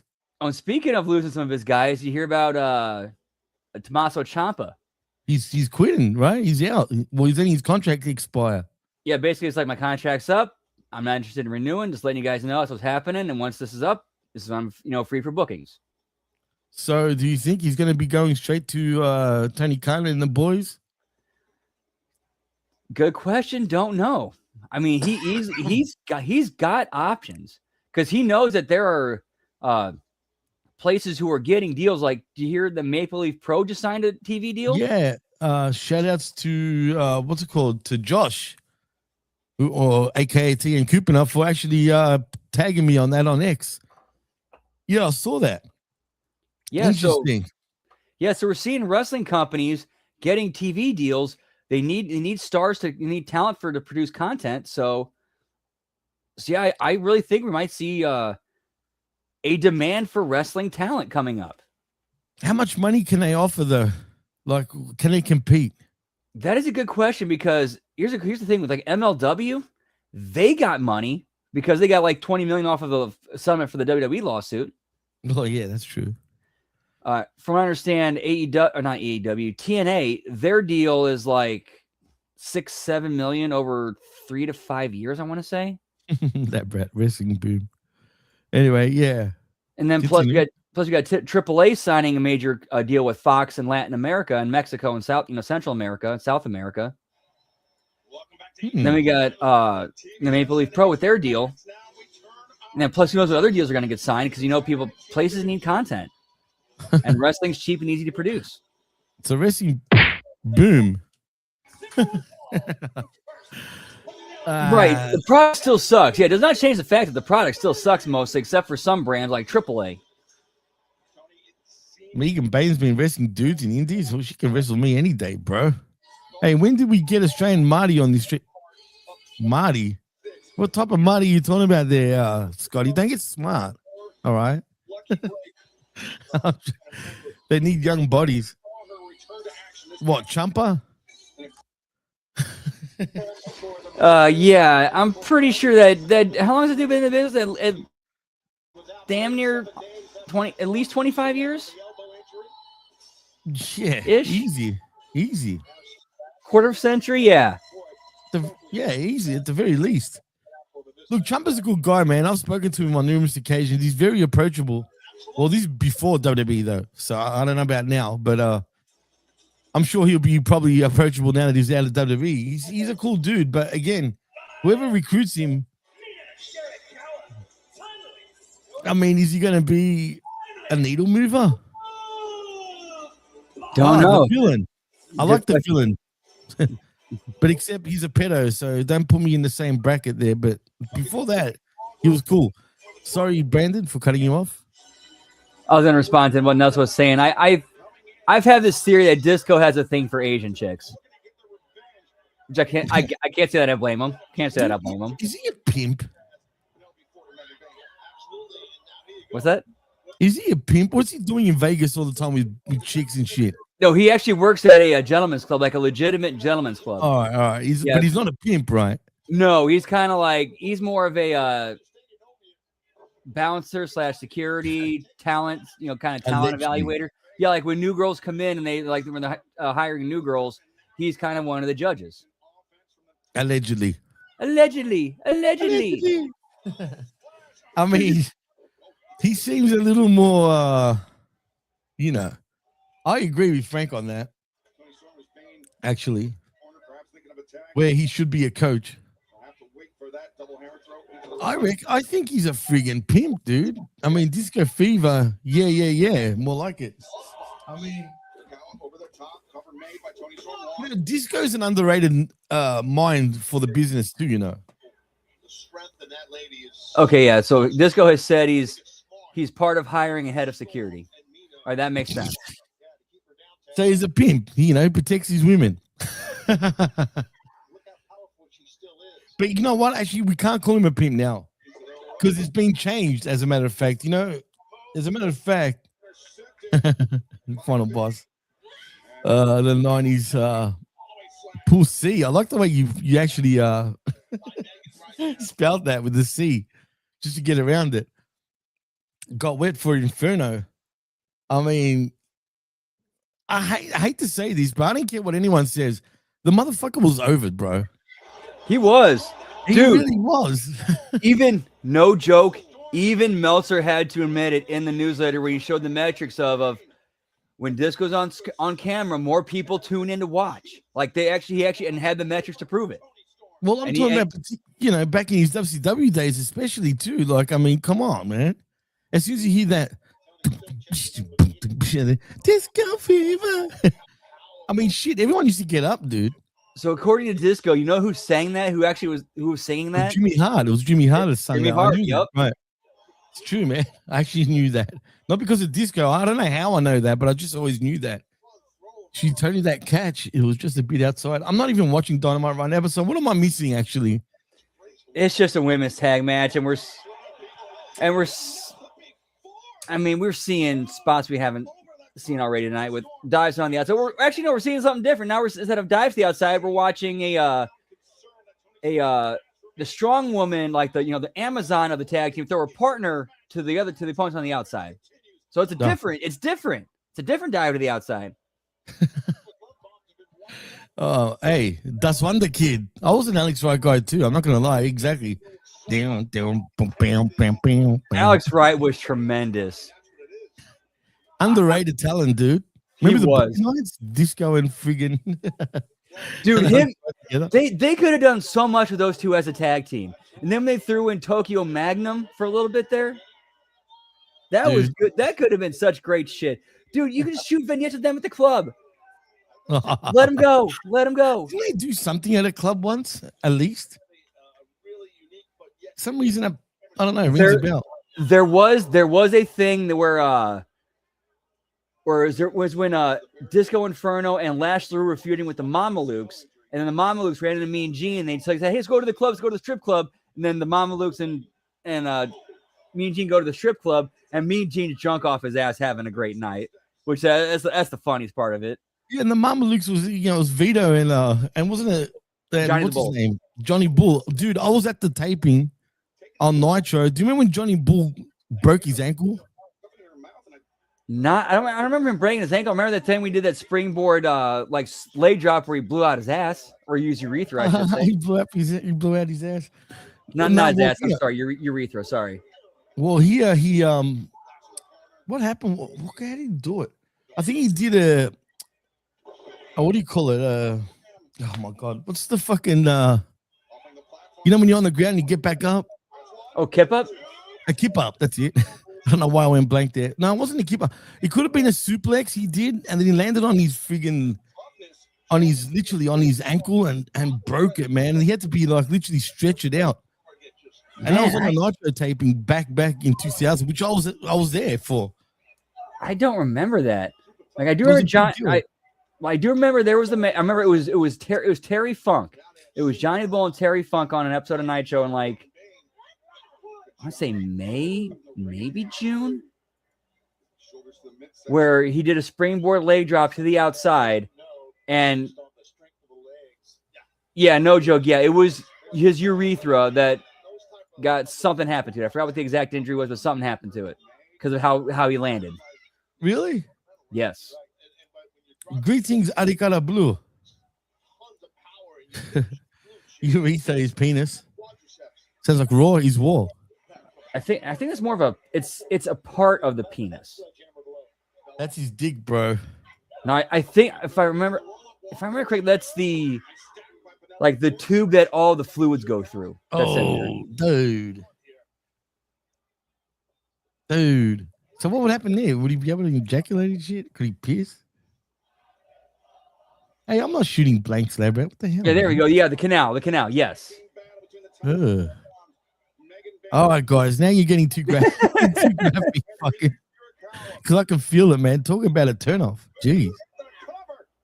Man, how the fuck do you hurt that part, dude? Seriously. That was one of the weird things. Like everybody was like, "How the fuck did that happen?" Like that blew everybody's mind that was looking at it. It's like, how does that happen? Dude, that's a big man, that's like a moment. You know what I mean? Like, eesh.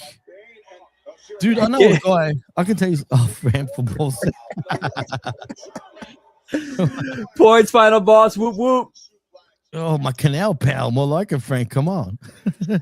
Oh, my hole. I think of freaking Nia Jax when I hear that, but the urethra. Get me urethra Franklin, pal. Oh. Nice one, Ben. That got me. That was good. That was real good. I mean, Urethra Franklin. God rest his soul. I'm never gonna look at that name the same way ever again, bro. I can't. So I remember somebody threw that joke out there, and I couldn't unhear it after that. I never heard of that joke. That's for sure until now. So, I mean, shit. But I'm just. It must hurt then, man. When you piss and you blow and you. Yeah. Jesus Christ. Yeah, they had to suck going to the bathroom during the healing process. Would they have to split his freaking dick? I don't know. I legit don't know. Like, I don't know what the procedure of anything beyond of that's what got hurt. Yuck, man. That's just wrong. That is so wrong, man. Why do we have to talk about that? Why do we bring up Johnny the Bull fucking? Yeah, bull. Johnny the bull my ass. Because that's more interesting. That's what's going on screen. Oh no! I'm sorry, AEW. When you have a match with no when you have a tag match with no stakes going this long, going to the outside, how many times, how many kickouts, how many dives? Like, come on, guys. Are we getting that shit again? Is that what's happening? Yeah, we're getting more dive spots to the outside. You know what? They should get a freaking diving board, and then they can have competitions or something. Why not? I mean, shit. I know that was bad, but still, come on. Oh, dude, Frank. Now that you meant he did not have his cock pierced, but I think there was actually like something that he did before the match that I think contributed to it. I'm gonna look this up, Dudes. I wouldn't be able to fuck ever again after that, dude. No, really. I'll be scared as hell, bro.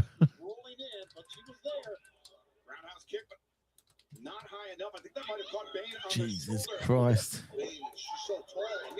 How did Johnny the Bull injure his urethra? Oh, wow. It goes even. Wow, that wasn't it that happened. So what happened? So according to the Google AI, Johnny the Bull injured his urethra during a WCW hardcore match against Terry Funk, performing a springboard leg drop onto Funk, who was laying on a steel chair to the outside of the ring. The impact resulted in a torn urethra, busted bladder, and strained pelvis. A severe injury he finished the match with. He later said here's what it was. He later said a full bladder may have worsened the injury, and he was out for a couple of months. So yeah, if he would have taken a piss before the match, he would have been fine. Really? So yeah, if he would have taken a piss, and he might have avoided a lot more of the. Really? Might not have been as bad. Yep. Damn. Dude. Yuck. Prince Albert infection. What did you have? Friggin' thrush? Yuck. Right along by Blue Chew. Yeah, pal. Not recommended to take it for the torn urethra. It's can you imagine? It'll probably split it. Oh, dude, that would have to be the most painful boner ever. Oh my god! Imagine right after, like he took a Blue Chew, right? Like right before the match, and then that happened, and he couldn't get it down after that. And the guy go to the hospital explaining why it's like that. Oh, dude, I can tell you, since we're on freaking dick stories, I can tell you a funny sort of true story. Well, it is a true story, not sort of true story, but this has to do with a friend of mine. Double boner. Ugh. Dude, it would be like a snake. It'd be like, like, you know what I'm saying? Okay, so looks, hang on, this is interesting. Like, so something like the Death Riders are not completely babyface because Marina Shafir came out here to help the heels beat Tony and Mina. Nah. Oh, yeah, because cut in half. Okay, I got you. Yeah, I think we're gonna be signing NDAs after this, like Labrat said. Hey, everybody sign your NDA, pal. Jesus Christ. I heard that happened to Zane Vicious too. Allegedly. That's a good thing for the NDA. But I'll tell you a quick story about a friend of mine, right? He was like screwing a chick, right? Now, I'm not circumcised, just quietly, right? You know what I mean?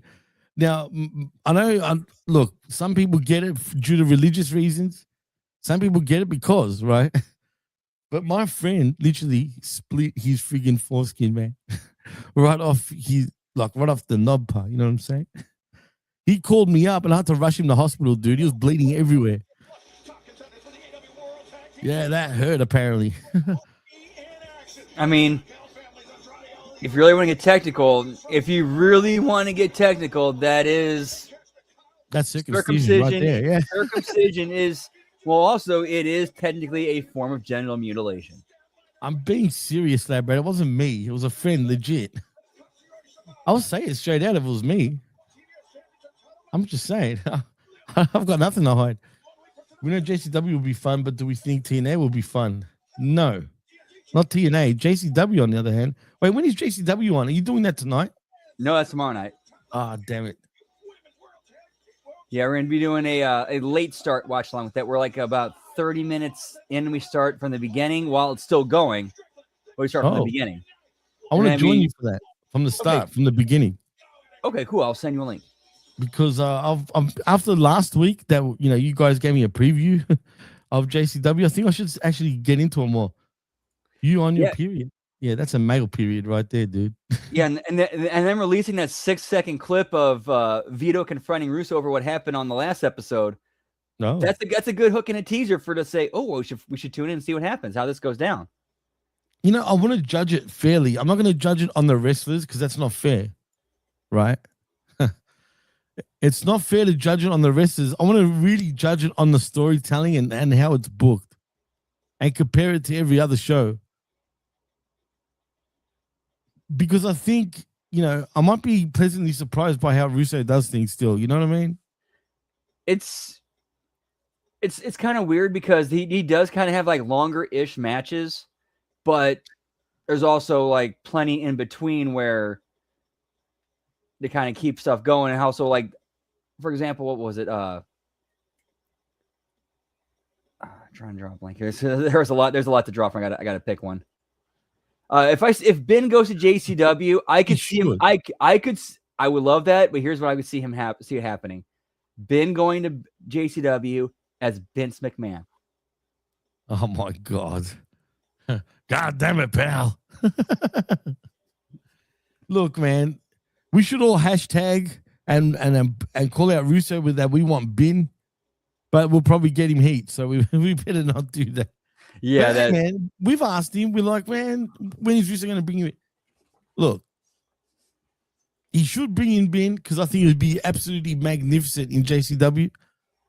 But if he doesn't, he doesn't. There's no point of stirring the pot either. You know what I mean? Moose. Jeez. Tag Russo and JCW. You guys got to do it. You guys have to do it. That way we stay out of it. He already knows how we feel. Yeah, that's kind of on a. It's gotta be a grassroots thing. We can't really instigate it, Yeah, because then we look like troublemakers that way. You know what I'm saying? Because we're part of the team over here, and we love Vince as well. But you guys got to say Vince and tag Jasmine St. Clair too, as a matter of fact, to put him under management. But no, really, he should bring him in to do a thing or two, man. It would be absolutely marvelous if he did. And Stevie is young Ryder, and he doesn't even do anything to make him and just Stevie as himself. Steven, even. Actually, well, to be fair, I'm pretty sure WWE owns the copyright to Steven Richards. That's a legit. Oh, that's true. That's true. They probably do. I think he's explained that's part of an agreement he made with them where they get Steven Richards, he gets Stevie Richards. Well, Stevie Richards is what he's always going to be known for anyway, unless he uses his shoot name. Do you know his shoot name? Michael Mann. That's it. Do you think we can call him Eminem? That's corny though. He could, but yeah, he could pull that off. If you gave give him the right character for that name, he could pull it off. But it's got to stand for something. It's got to be an acronym of some sort, like Master something. You know what I mean? That's Steven Richard. Or why not just Richards? I saw him at Ricara Blue. I was impressed. That's what the boys showed me last week. So much money on Kerry Morton. That dude, he's they talk about the it factor. He's dripping with it. He could be young Ryder, pal. You, Steven? Steven Matter. What about that? Will that work? That would work. But he denies that he's Stevie Richards the whole time. Where people if they recognize him, they're all chanting Stevie. Because I am not Stevie Richards. I am Steven Matter. Something like that. And actually, you might want to avoid that because the name Steven is a tribute to his late brother. Oh shit! And he passed away from cancer too, didn't he? Yeah, he told a story about how he literally died in his arms. Yeah, I know all about it, man. That's fucked up, man. I mean, but he still uses it as, I'm It's sure. tribute. Yeah, tribute. I mean, like I'm sure, like he'd be cool with using it still because I'm sure his brother would have wanted him to do that too.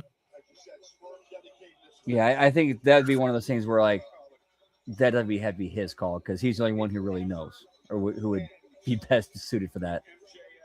Yeah, no, I think he'd be cool. Stevie's cool, man. Like, I still talk to him till this day, man. I even pass him information sometimes to put on the show if his co-host hasn't found anything yet in particular, or if I see something before they do, I'll literally quickly pass it on to Stevie and Jesus Christ, fine. Fuck's sake, bro. Not like getting away from that here, pal. We're done with that shit. Oh, dude, we were watching. We just recently did Trailer Park Boys season 11 or the season 11 episode 3 on HMG After Dark. You know what the cold open to that episode is?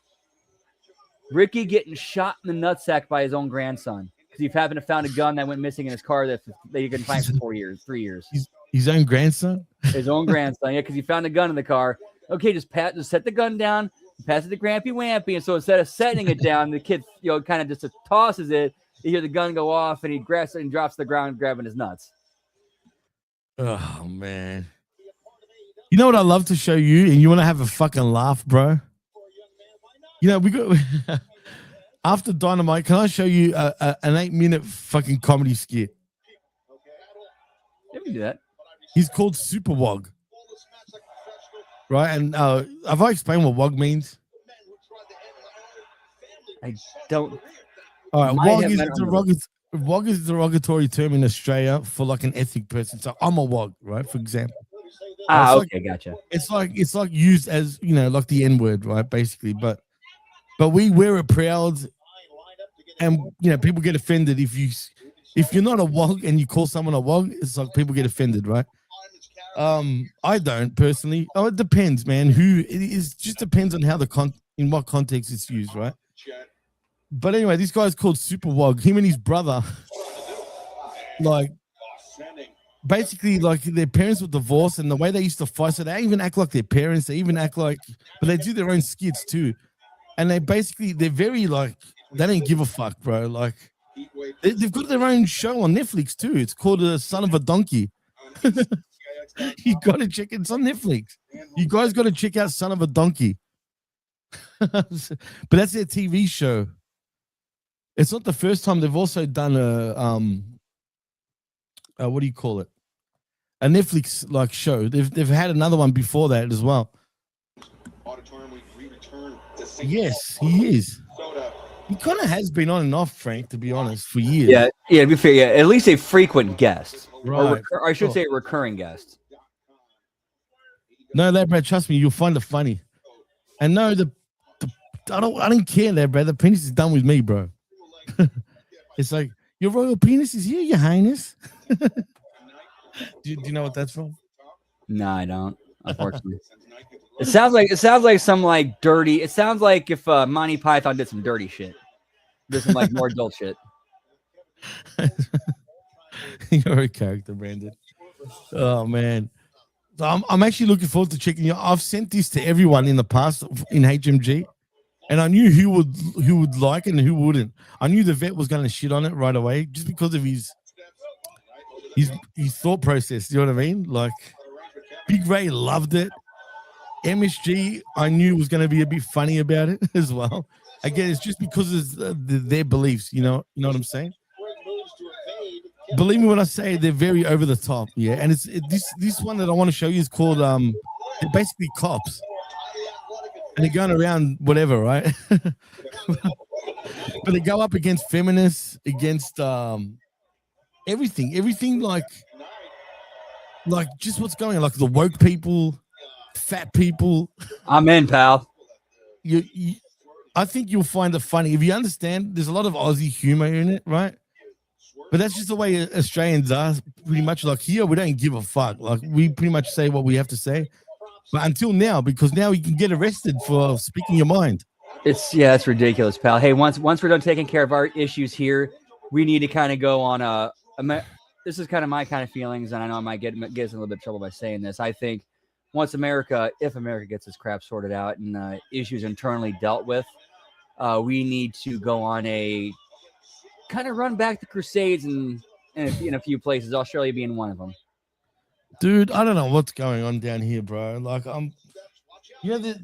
it's funny. I was watching Australian conspiracies yesterday. Right? You know what one conspiracy was that I've never heard of in my life? But then I thought about it. I thought, you know what? Maybe it's true. But it sounds ridiculous.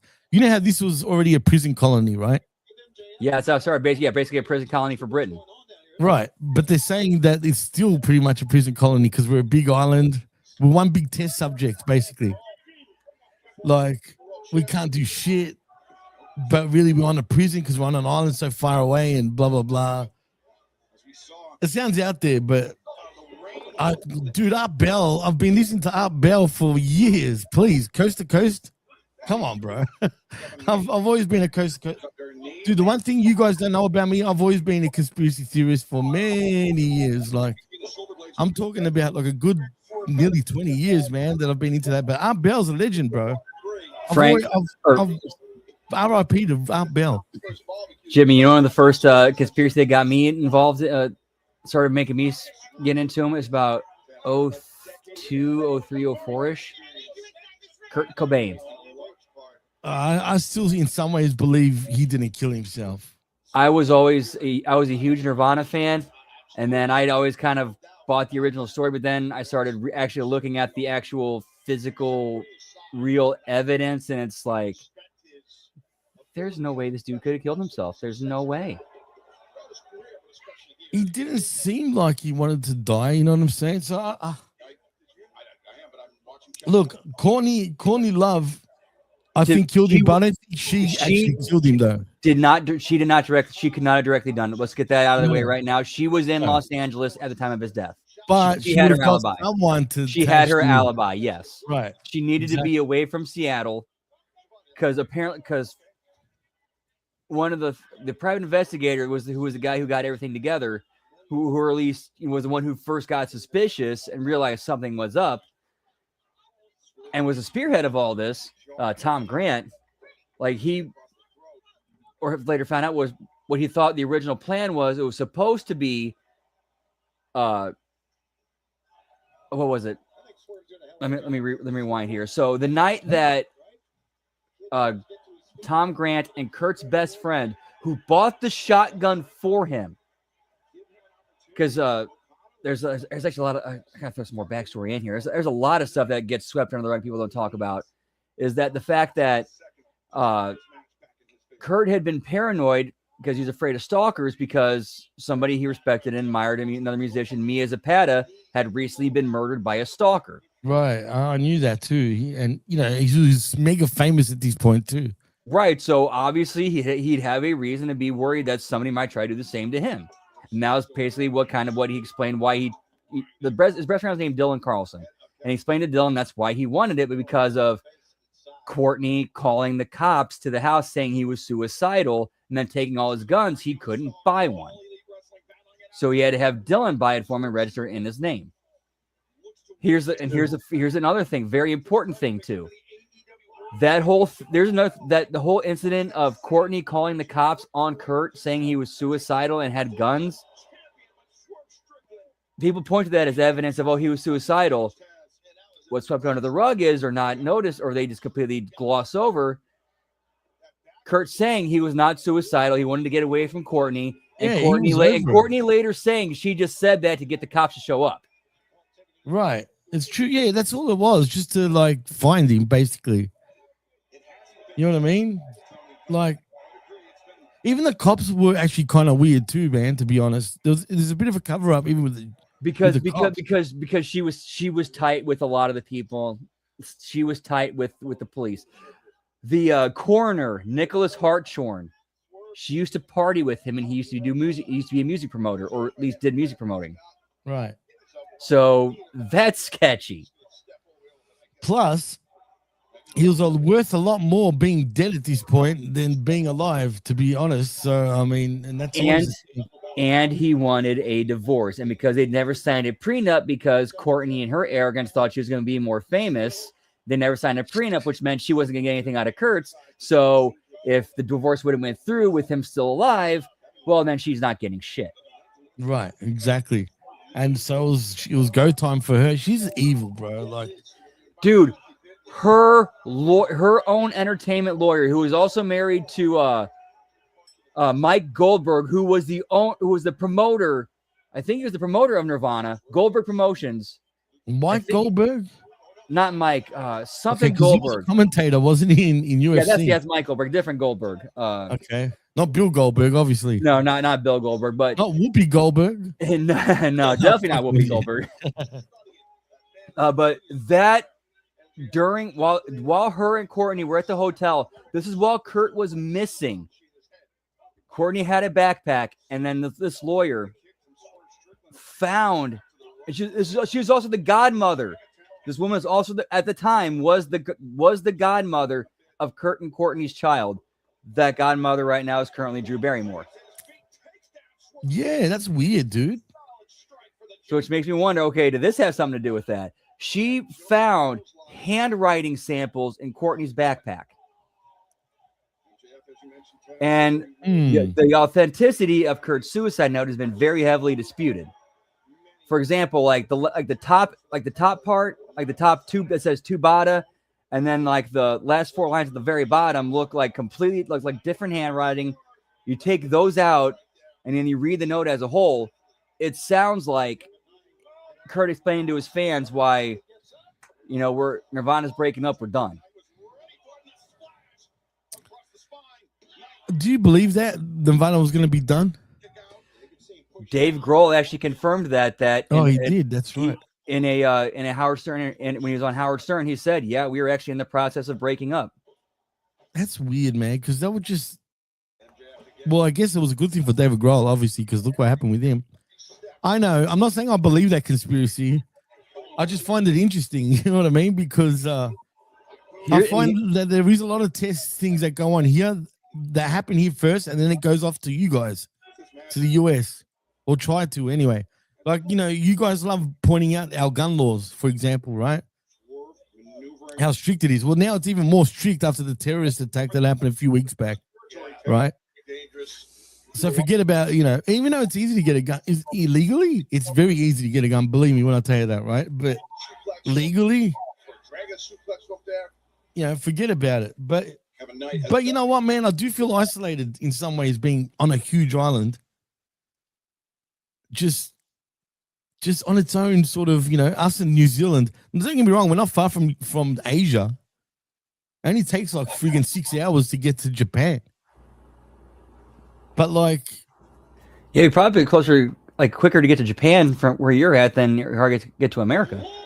Oh yeah, of course, absolutely. How long it takes to get to America, which is odd as well, because if you look towards the east coast of Australia, right? If you fly off from the east coast and you go over the water, shouldn't take that long, because the next continent is the Americas. You know what I'm saying? Like literally, like it's like over the pond, like over the Pacific. One end of the Pacific to the other is the US. So from Australia. Because like Hawaii is the Hawaii is the first place you'd hit. Right, Hawaii is the middle point. Literally, it's in between Australia and the US. You know what I mean? So it's like, it's weird like that. Well, it was one of 50 states, so it counts. Yeah, well, it's part of America, technically, right? But it's right in the center, even though it's nowhere near really the mainland. Technically, like America Samoa, or Samoa even, for example, like you got Western Samoa, which is influenced by Australia and New Zealand. And then you got America Samoa, which is influenced by the US. That's very close to Australia, for example, way closer to Australia than it is to the US. And that's also an American, colony, basically. One side plays rugby, the other side plays football. Whoop, whoop. Yeah, that's true, lad, Brett. Dude, I know I can say it's exaggeration, but man, I always look over my shoulder when I go walking around creeks and shit. I know there's snakes all around. I'm always looking, dude. I told you. Did I tell you that I walked over a snake? No. Oh my God, bro. Let me tell you this story. It's funny because when I was a kid, I used to play in the friggin' like in the creeks and shit, be right up against the water and not even think about snakes and just didn't give a shit. And I never really came across it either. But as I got older now, I start seeing them, dude. It's weird. But anyway, one day I'm talking to a friend, and this is in my local area where I used to live, right? But I was in his street, and we're just talking, but we're on a bridge. His street's kind of got a bridge where there's a creek underneath. So anyway, we're just talking. It was hot. This day was really hot, dude. And now when I pulled up, there was no snake. Okay, when I pulled over in front of my car or anything like that. So we're talking, and anyway, a snake must have literally slithered right past us, behind us, without us knowing, because this thing went right in front of my car, but up against the gutter. Right, if that makes sense. So like my car's parked there and like there, and the snake is like right in front of the gutter, like right in front of my car, but up against the gutter, which it wasn't there before. But as I said bye to my friend, I literally walked right over this damn snake. I was so lucky I didn't get bitten, dude. Like, I don't know how I shat myself, man. I was like, what the fuck, man? Like, what do you say? I saw a documentary on the history of the animals, and what the fuck, Jimmy? What the fuck you guys have like 20 out of the 25? Dude, we have the top 3 most poisonous snakes in the world. What's even worse, the second most venomous snake in the world and the third are just your everyday snakes that are all over the place. Jeez, bro. Yeah, man. And the most venomous one is away from like people, really. It's in the desert and shit. But the other two, they're everywhere, bro. Like, it's an issue. They're coming into houses. I am that paranoid. Like, yeah, dude. I'm telling you, man, it's become, because they're protected here, right? I think. Why would you protect something like that? Man, you can go to jail for killing a snake. For real. Why? Yeah, I think now they've actually bred way too much because they're just everywhere, bro. Like, why would you protect something that could kill your people? What the fuck is wrong with you? Well, generally, if you leave them alone, they don't touch you. Animal cruelty. It's animal cruelty. It's human fucking lives. Snakes are your people. Pick one. Yeah, apparently there is a guy that can handle the poison, but I don't believe that. Yeah, don't worry about the alligators, Arikara Blue, in Florida. We got crocodiles here. We got the biggest, most aggressive ones in Australia, bro. Our saltwater crocodiles are the biggest in the world and most aggressive, too. Everything's just off its head over here, Brandon. Everything's violent. I don't get it, man. I don't either, man. Yeah, I think Larry something like some sort of weird Australian security system. Like the animals are just like bred to make sure nobody gets out. The kangaroos too. They want to punch on with you every fucking time. Yeah, that was one I dismissed, and then once I started seeing the actual evidence, you talking about the Beatles? That's when, yes, that is fact. They're 2 different Paul McCartneys, bro. Yeah, when you look at the evidence, come on. Yeah, it's dead obvious. That is fucking like, I don't know why they're denying it, but your women are salty, that's for sure. Now you know, Arikara, come on. Oh yeah, so the Cobain conspiracy though. Here are some of the like forensic evidential facts that make it like there's no way he could have done it. So the amount of heroin he had in his system, I think, was 1.5 zonked. Yeah, and they said even for a severe addict, like that he would fall under, he would have been out within seconds. Yet somehow he had time to shoot up both elbows. And with a shotgun too, mind you. So from the time he had to shoot up both elbows, roll down both shirt sleeves, button them both up, put the gear away neatly, set that off to the side, and then position himself where they found him with a shotgun, and then do it. He would have been out within seconds. There's been no time for him to do that. Yeah, no, fuck that. I believe that there was something else happened 100%. And Arikara Blue, just to answer your question though, all women are salty. Let's be real here now. And then Australia said we need more pissed off animals, bring in the camels. That's I didn't know that up until about maybe 5-6 years ago that we had the most camels in the world. That's a dead set true story, man. And do you know how that happened? I didn't think we even had camels here, dude. They shouldn't be here. But the Arabs that came down during the gold rush, back. I'm talking about in the 1700s, brought camels along with it. And they bred like crazy. And then, this is what you get. Hey, at least they adapted. Yeah, they adapted. They're causing havoc. You get paid a lot of money, dude, to kill them. Ooh. Yeah, like if you see, you can look up videos, right? For example, where you see helicopters with machine guns on them, and then they're getting low, and they just like they can't. Yeah, check it out, man. I need to look for a new work, dude. Mercenaries are taking up that job. Like I'd love to do that. Well, it's funny how Foo Fighters wrote a shitload of songs about how Courtney is a pile of garbage. Yeah, wow. Well, the song. Listen to the song "Stacked Actors." You ever heard that one? Yeah, of course. Oh, absolutely. Yeah, that's 100% about her. I'm a fan of freaking what's it called? Blink-182. What was I gonna say? It's funny. You were a Silverchair fan, right? Oh yeah. You wait till tomorrow, pal. My favorite. Here's one of my favorite underrated songs from them that I don't think gets enough. Abuse me more, I like it. Absolutely. I'm a huge fan of Silverchair. I don't like their latest shit. Yeah, it was very different.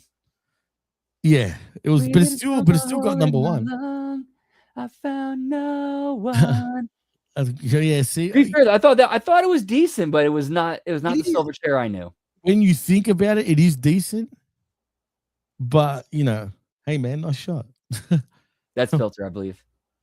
Huh? That's Filter, I believe. Is it? Yep. Oh well. Anyway. Yeah. Oh yeah. Filter. Fun fact about that band: the lead singer, Richard Patrick. Guess who his older brother is? What? The band Filter. The lead singer is a guy named Richard Patrick. Guess who his older brother is?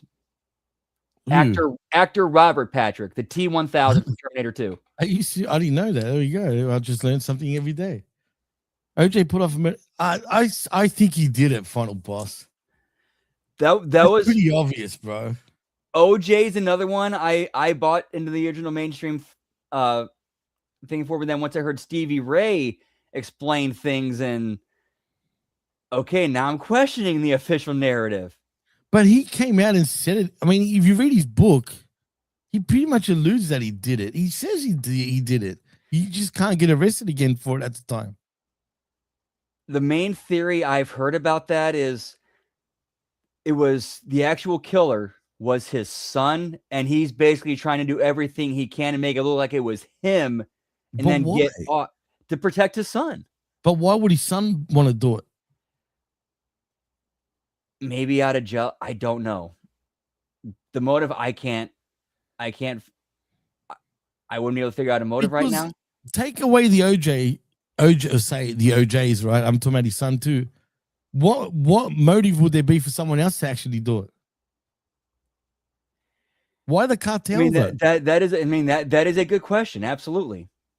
To me, the cartel don't make sense. But at the same time, though, like Final Boss is explaining, he was another part of town.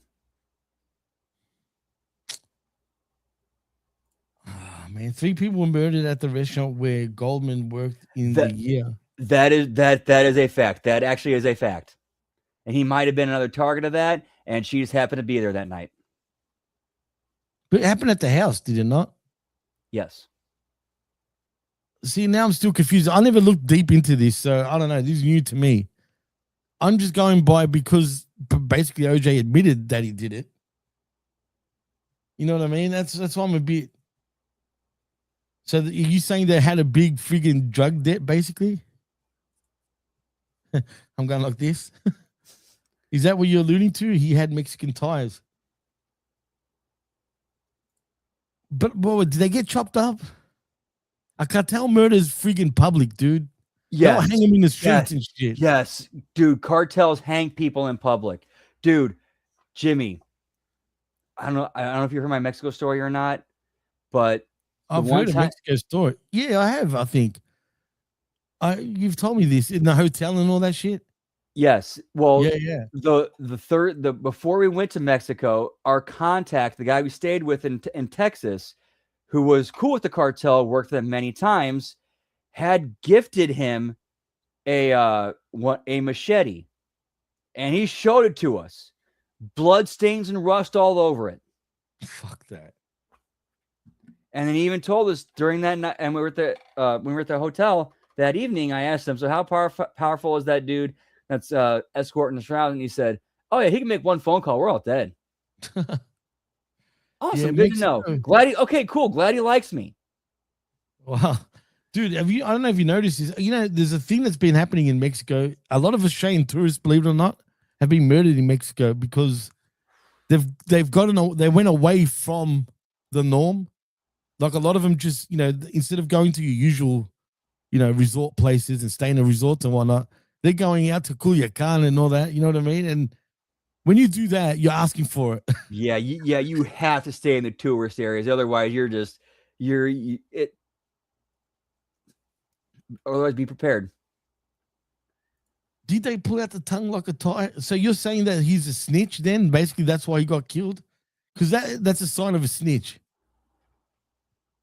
You know what I mean? Like he was talking and the cartel. Okay, that I was not aware about that. I was not aware of that detail about what happened with Ron Goldman. Okay, where did you get that information from? I need to know that because I never heard that either.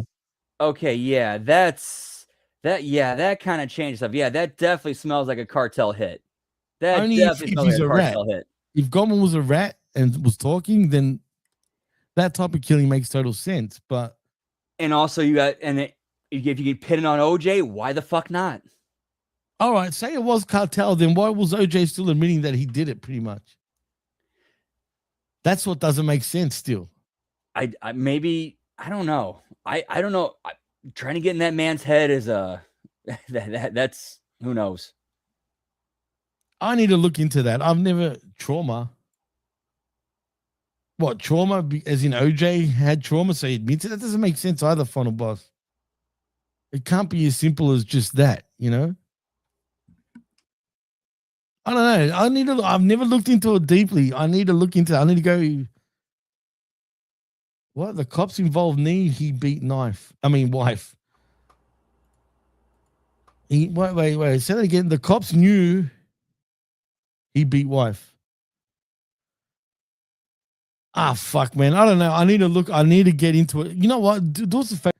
Scotty says OJ's son. That doesn't sound like if what Final Boss says is true, I doubt the son would have done that, man. Reason he could have owed them. So yeah, well, that's if it's a cartel thing, it's either money related or he was a rat. But if you're doing the necktie thing with the tongue, to me that sounds like you're a rat because he was talking too much. Yeah, that's shit for talking. Yeah, you're not going to do a precise killing like that unless it's like some sort of calling card or for some. That's sort a of message, reason. man. Talk and these are exactly what happens to you, and that's what cartels do. Yeah, they do not play. No, he's older son from first marriage. Again, if it was from his first marriage, then what motive does the son have to do that? That doesn't make sense because it doesn't affect him. If that was his real mum or whatever, like, do you know what I mean? That doesn't make sense, Scotty. He was from the first marriage. It had nothing to do with, you know what I mean? Like, that doesn't make sense. Do you agree with that? And again, the necktie. Yeah, that's the only thing that doesn't make any sense is lack of motive. Now, if he was a Rajah Jackson like hothead, okay, but even that he had motive though. He had motive to do what he did though. I'm talking about Rajah Jackson. Oh. Yeah, he was kind of egged on. Exactly. You know what I mean? Stab the chin and pull tongue through. Yeah, that's not something a son would have done. That's a cartel fucking job, man. Yeah, some random person going in a crime of passion. They're not going to think to do that. No way. Crime of passion. You wouldn't even think of that shit. That's not impossible. A crime of passion is a million stab wounds, just like a full blown what's the word? Like they look like ground beef when you find them. Yeah, like there's a word for it though. Oh man. But that could be a coincidence too, man. Yeah, it just I need more for that. For me to think, going by what all you guys are saying, it feels way more cartel. Like, it just doesn't feel like the son. What's the motive? 1, 2, you can't just say because he's a hothead. That's still, and if he was at the scene, he'd be covered in blood. Was he covered in blood? I don't think he was. Well, then he didn't do it, because when did he have the chance to clean up and blood? That doesn't make sense, man. You got to think common, like, you got to think logical here, Scotty. Like, exactly, talking too much. All right, so what's that thing you wanted to share? Yeah, let's get into it. I'll show you. Let me just get it up first. Now, you might get offended. Be honest with me too, all right? Like, if you get offended, just tell me. I'll probably be laughing and having a great time with this if it's ripping on the people you say it rips on. It's funny. It goes 7 minutes, actually. Let me just pause it. Yeah, let me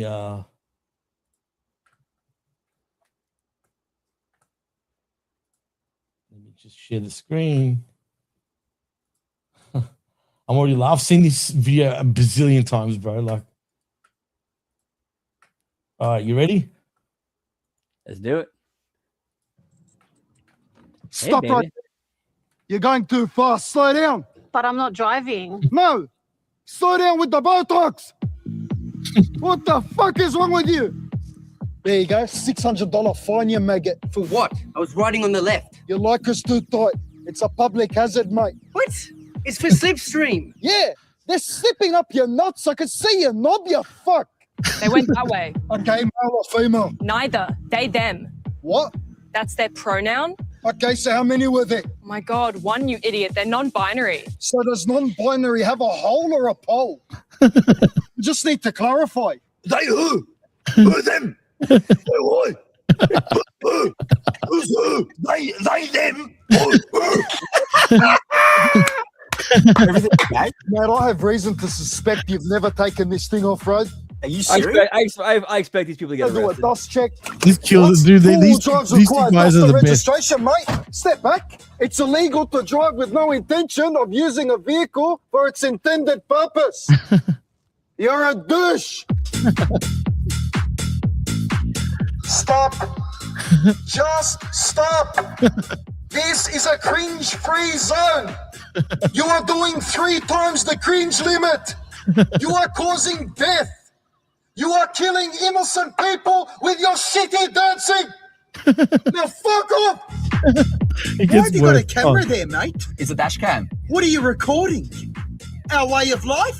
822 with intelligence, possibly for TikTok. I don't have TikTok. Remove the camera and hand it to me very slowly. I was just violently It attacked gets worse. By who? by her. We were just arguing. She used offensive and violent language that violated my rights as an individual.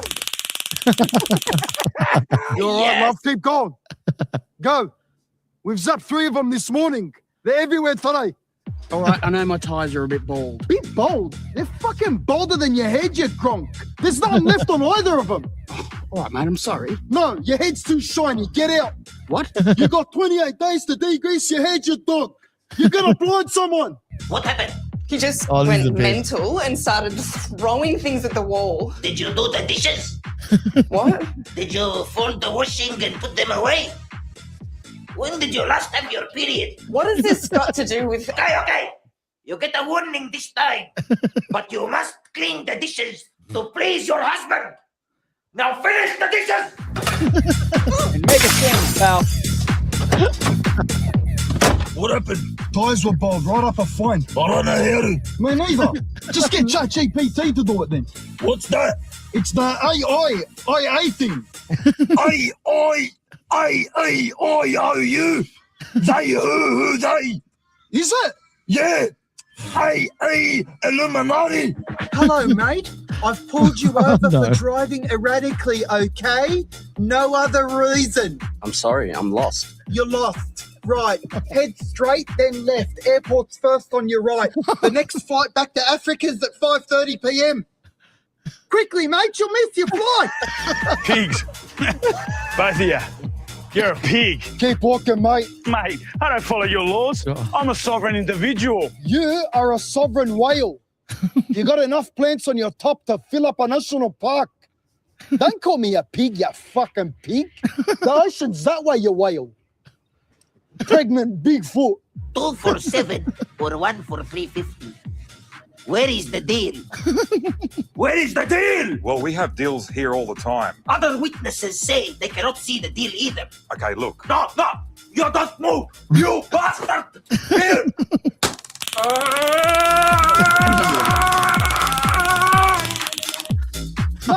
You can't walk around like that, love.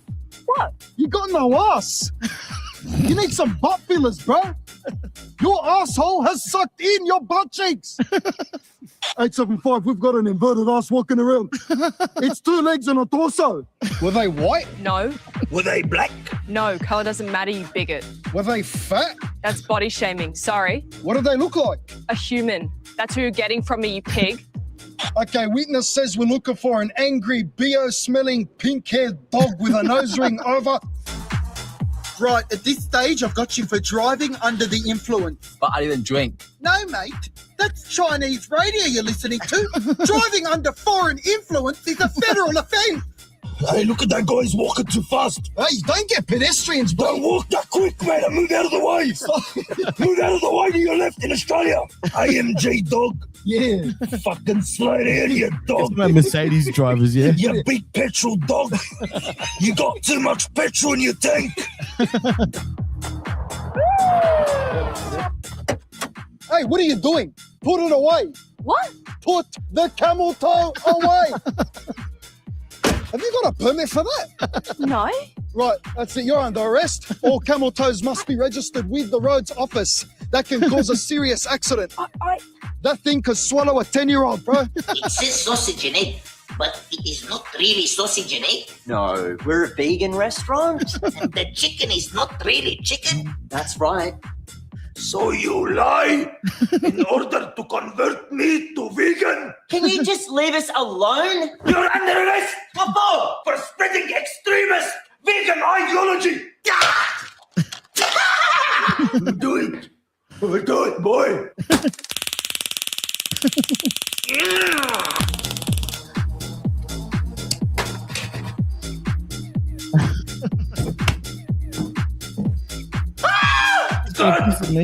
Allow me to eat me.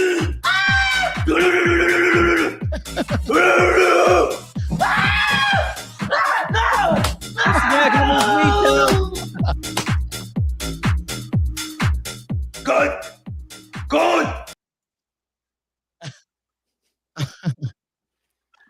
Oh no.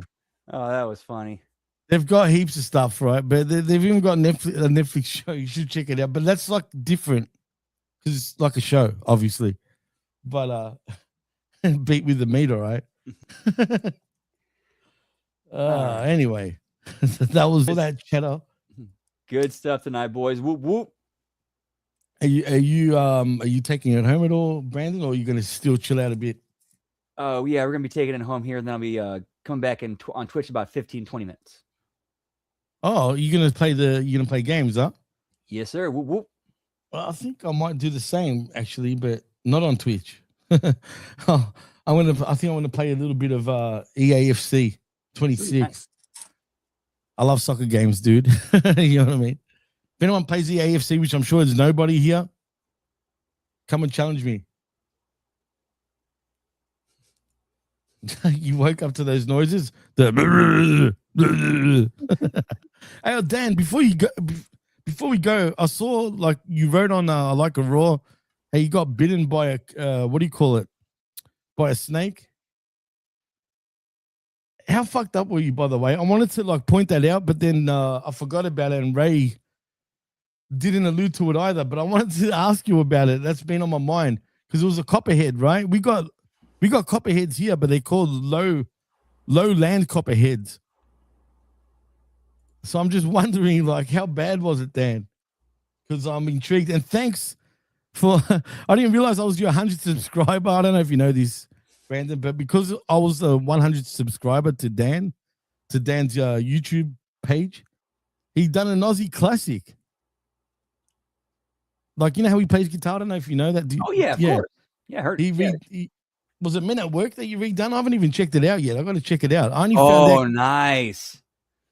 I got to check it out because I only found out because of the Next Level. I was watching the Next Level and the vet brought it up. My hand swelled up to a big size like a balloon. Did you need anti-venom? By the way, meat on meat action. Put your meat on my meat.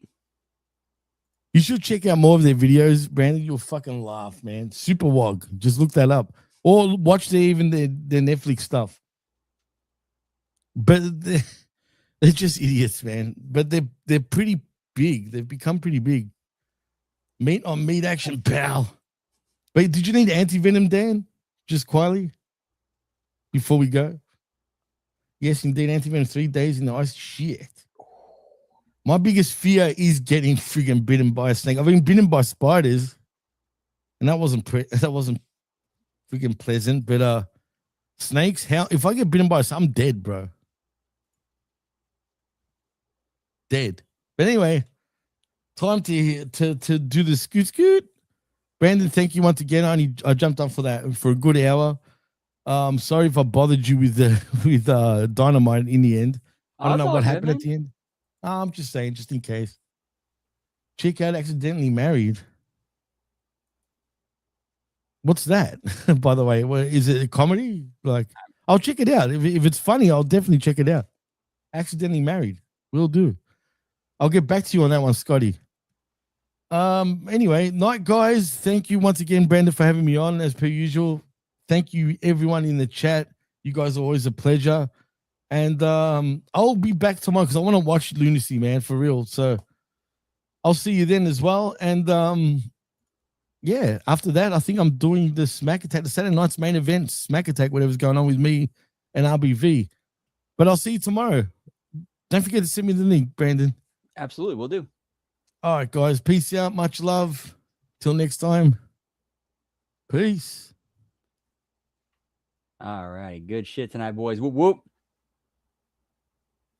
All right. So coming up later on this week, we got tomorrow. We got the Friday locker room. We got the JTW Lunacy watch along. We got the TNA Impact watch along in Bell Count. Friday, we got the SmackDown watch along in Bell Count. I think it'll be a replay. And then Saturday, of course, we got either Friday night or Saturday afternoon, morning, we got the Smack Attack. And then Saturday night, of course, Saturday night's main event. And then Sunday, we got The Wreckage, followed up with HMG After Dark. I think we're going to do a couple episodes of Unreal and then not sure what else after that. I've been missing doing, I might do Ernest Goes to Camp. We haven't done that one. That's a fun one. And then, of course, Monday, the Monday Locker Room, the Raw Watch Along, the Impact Attack. And then Tuesday, I Like It Raw, the Next Level, the A Show, and then the Late Start NXT Watch Along. But as far as tonight goes, we'll keep the party going over on Twitch, twitch.tv/LG Brandon. We hope to see you guys there. If not, hope you catch on some of the other shows. Until next time, have a great rest of your night, great rest of your week, and much love. Whoop, whoop. Yeah, pal.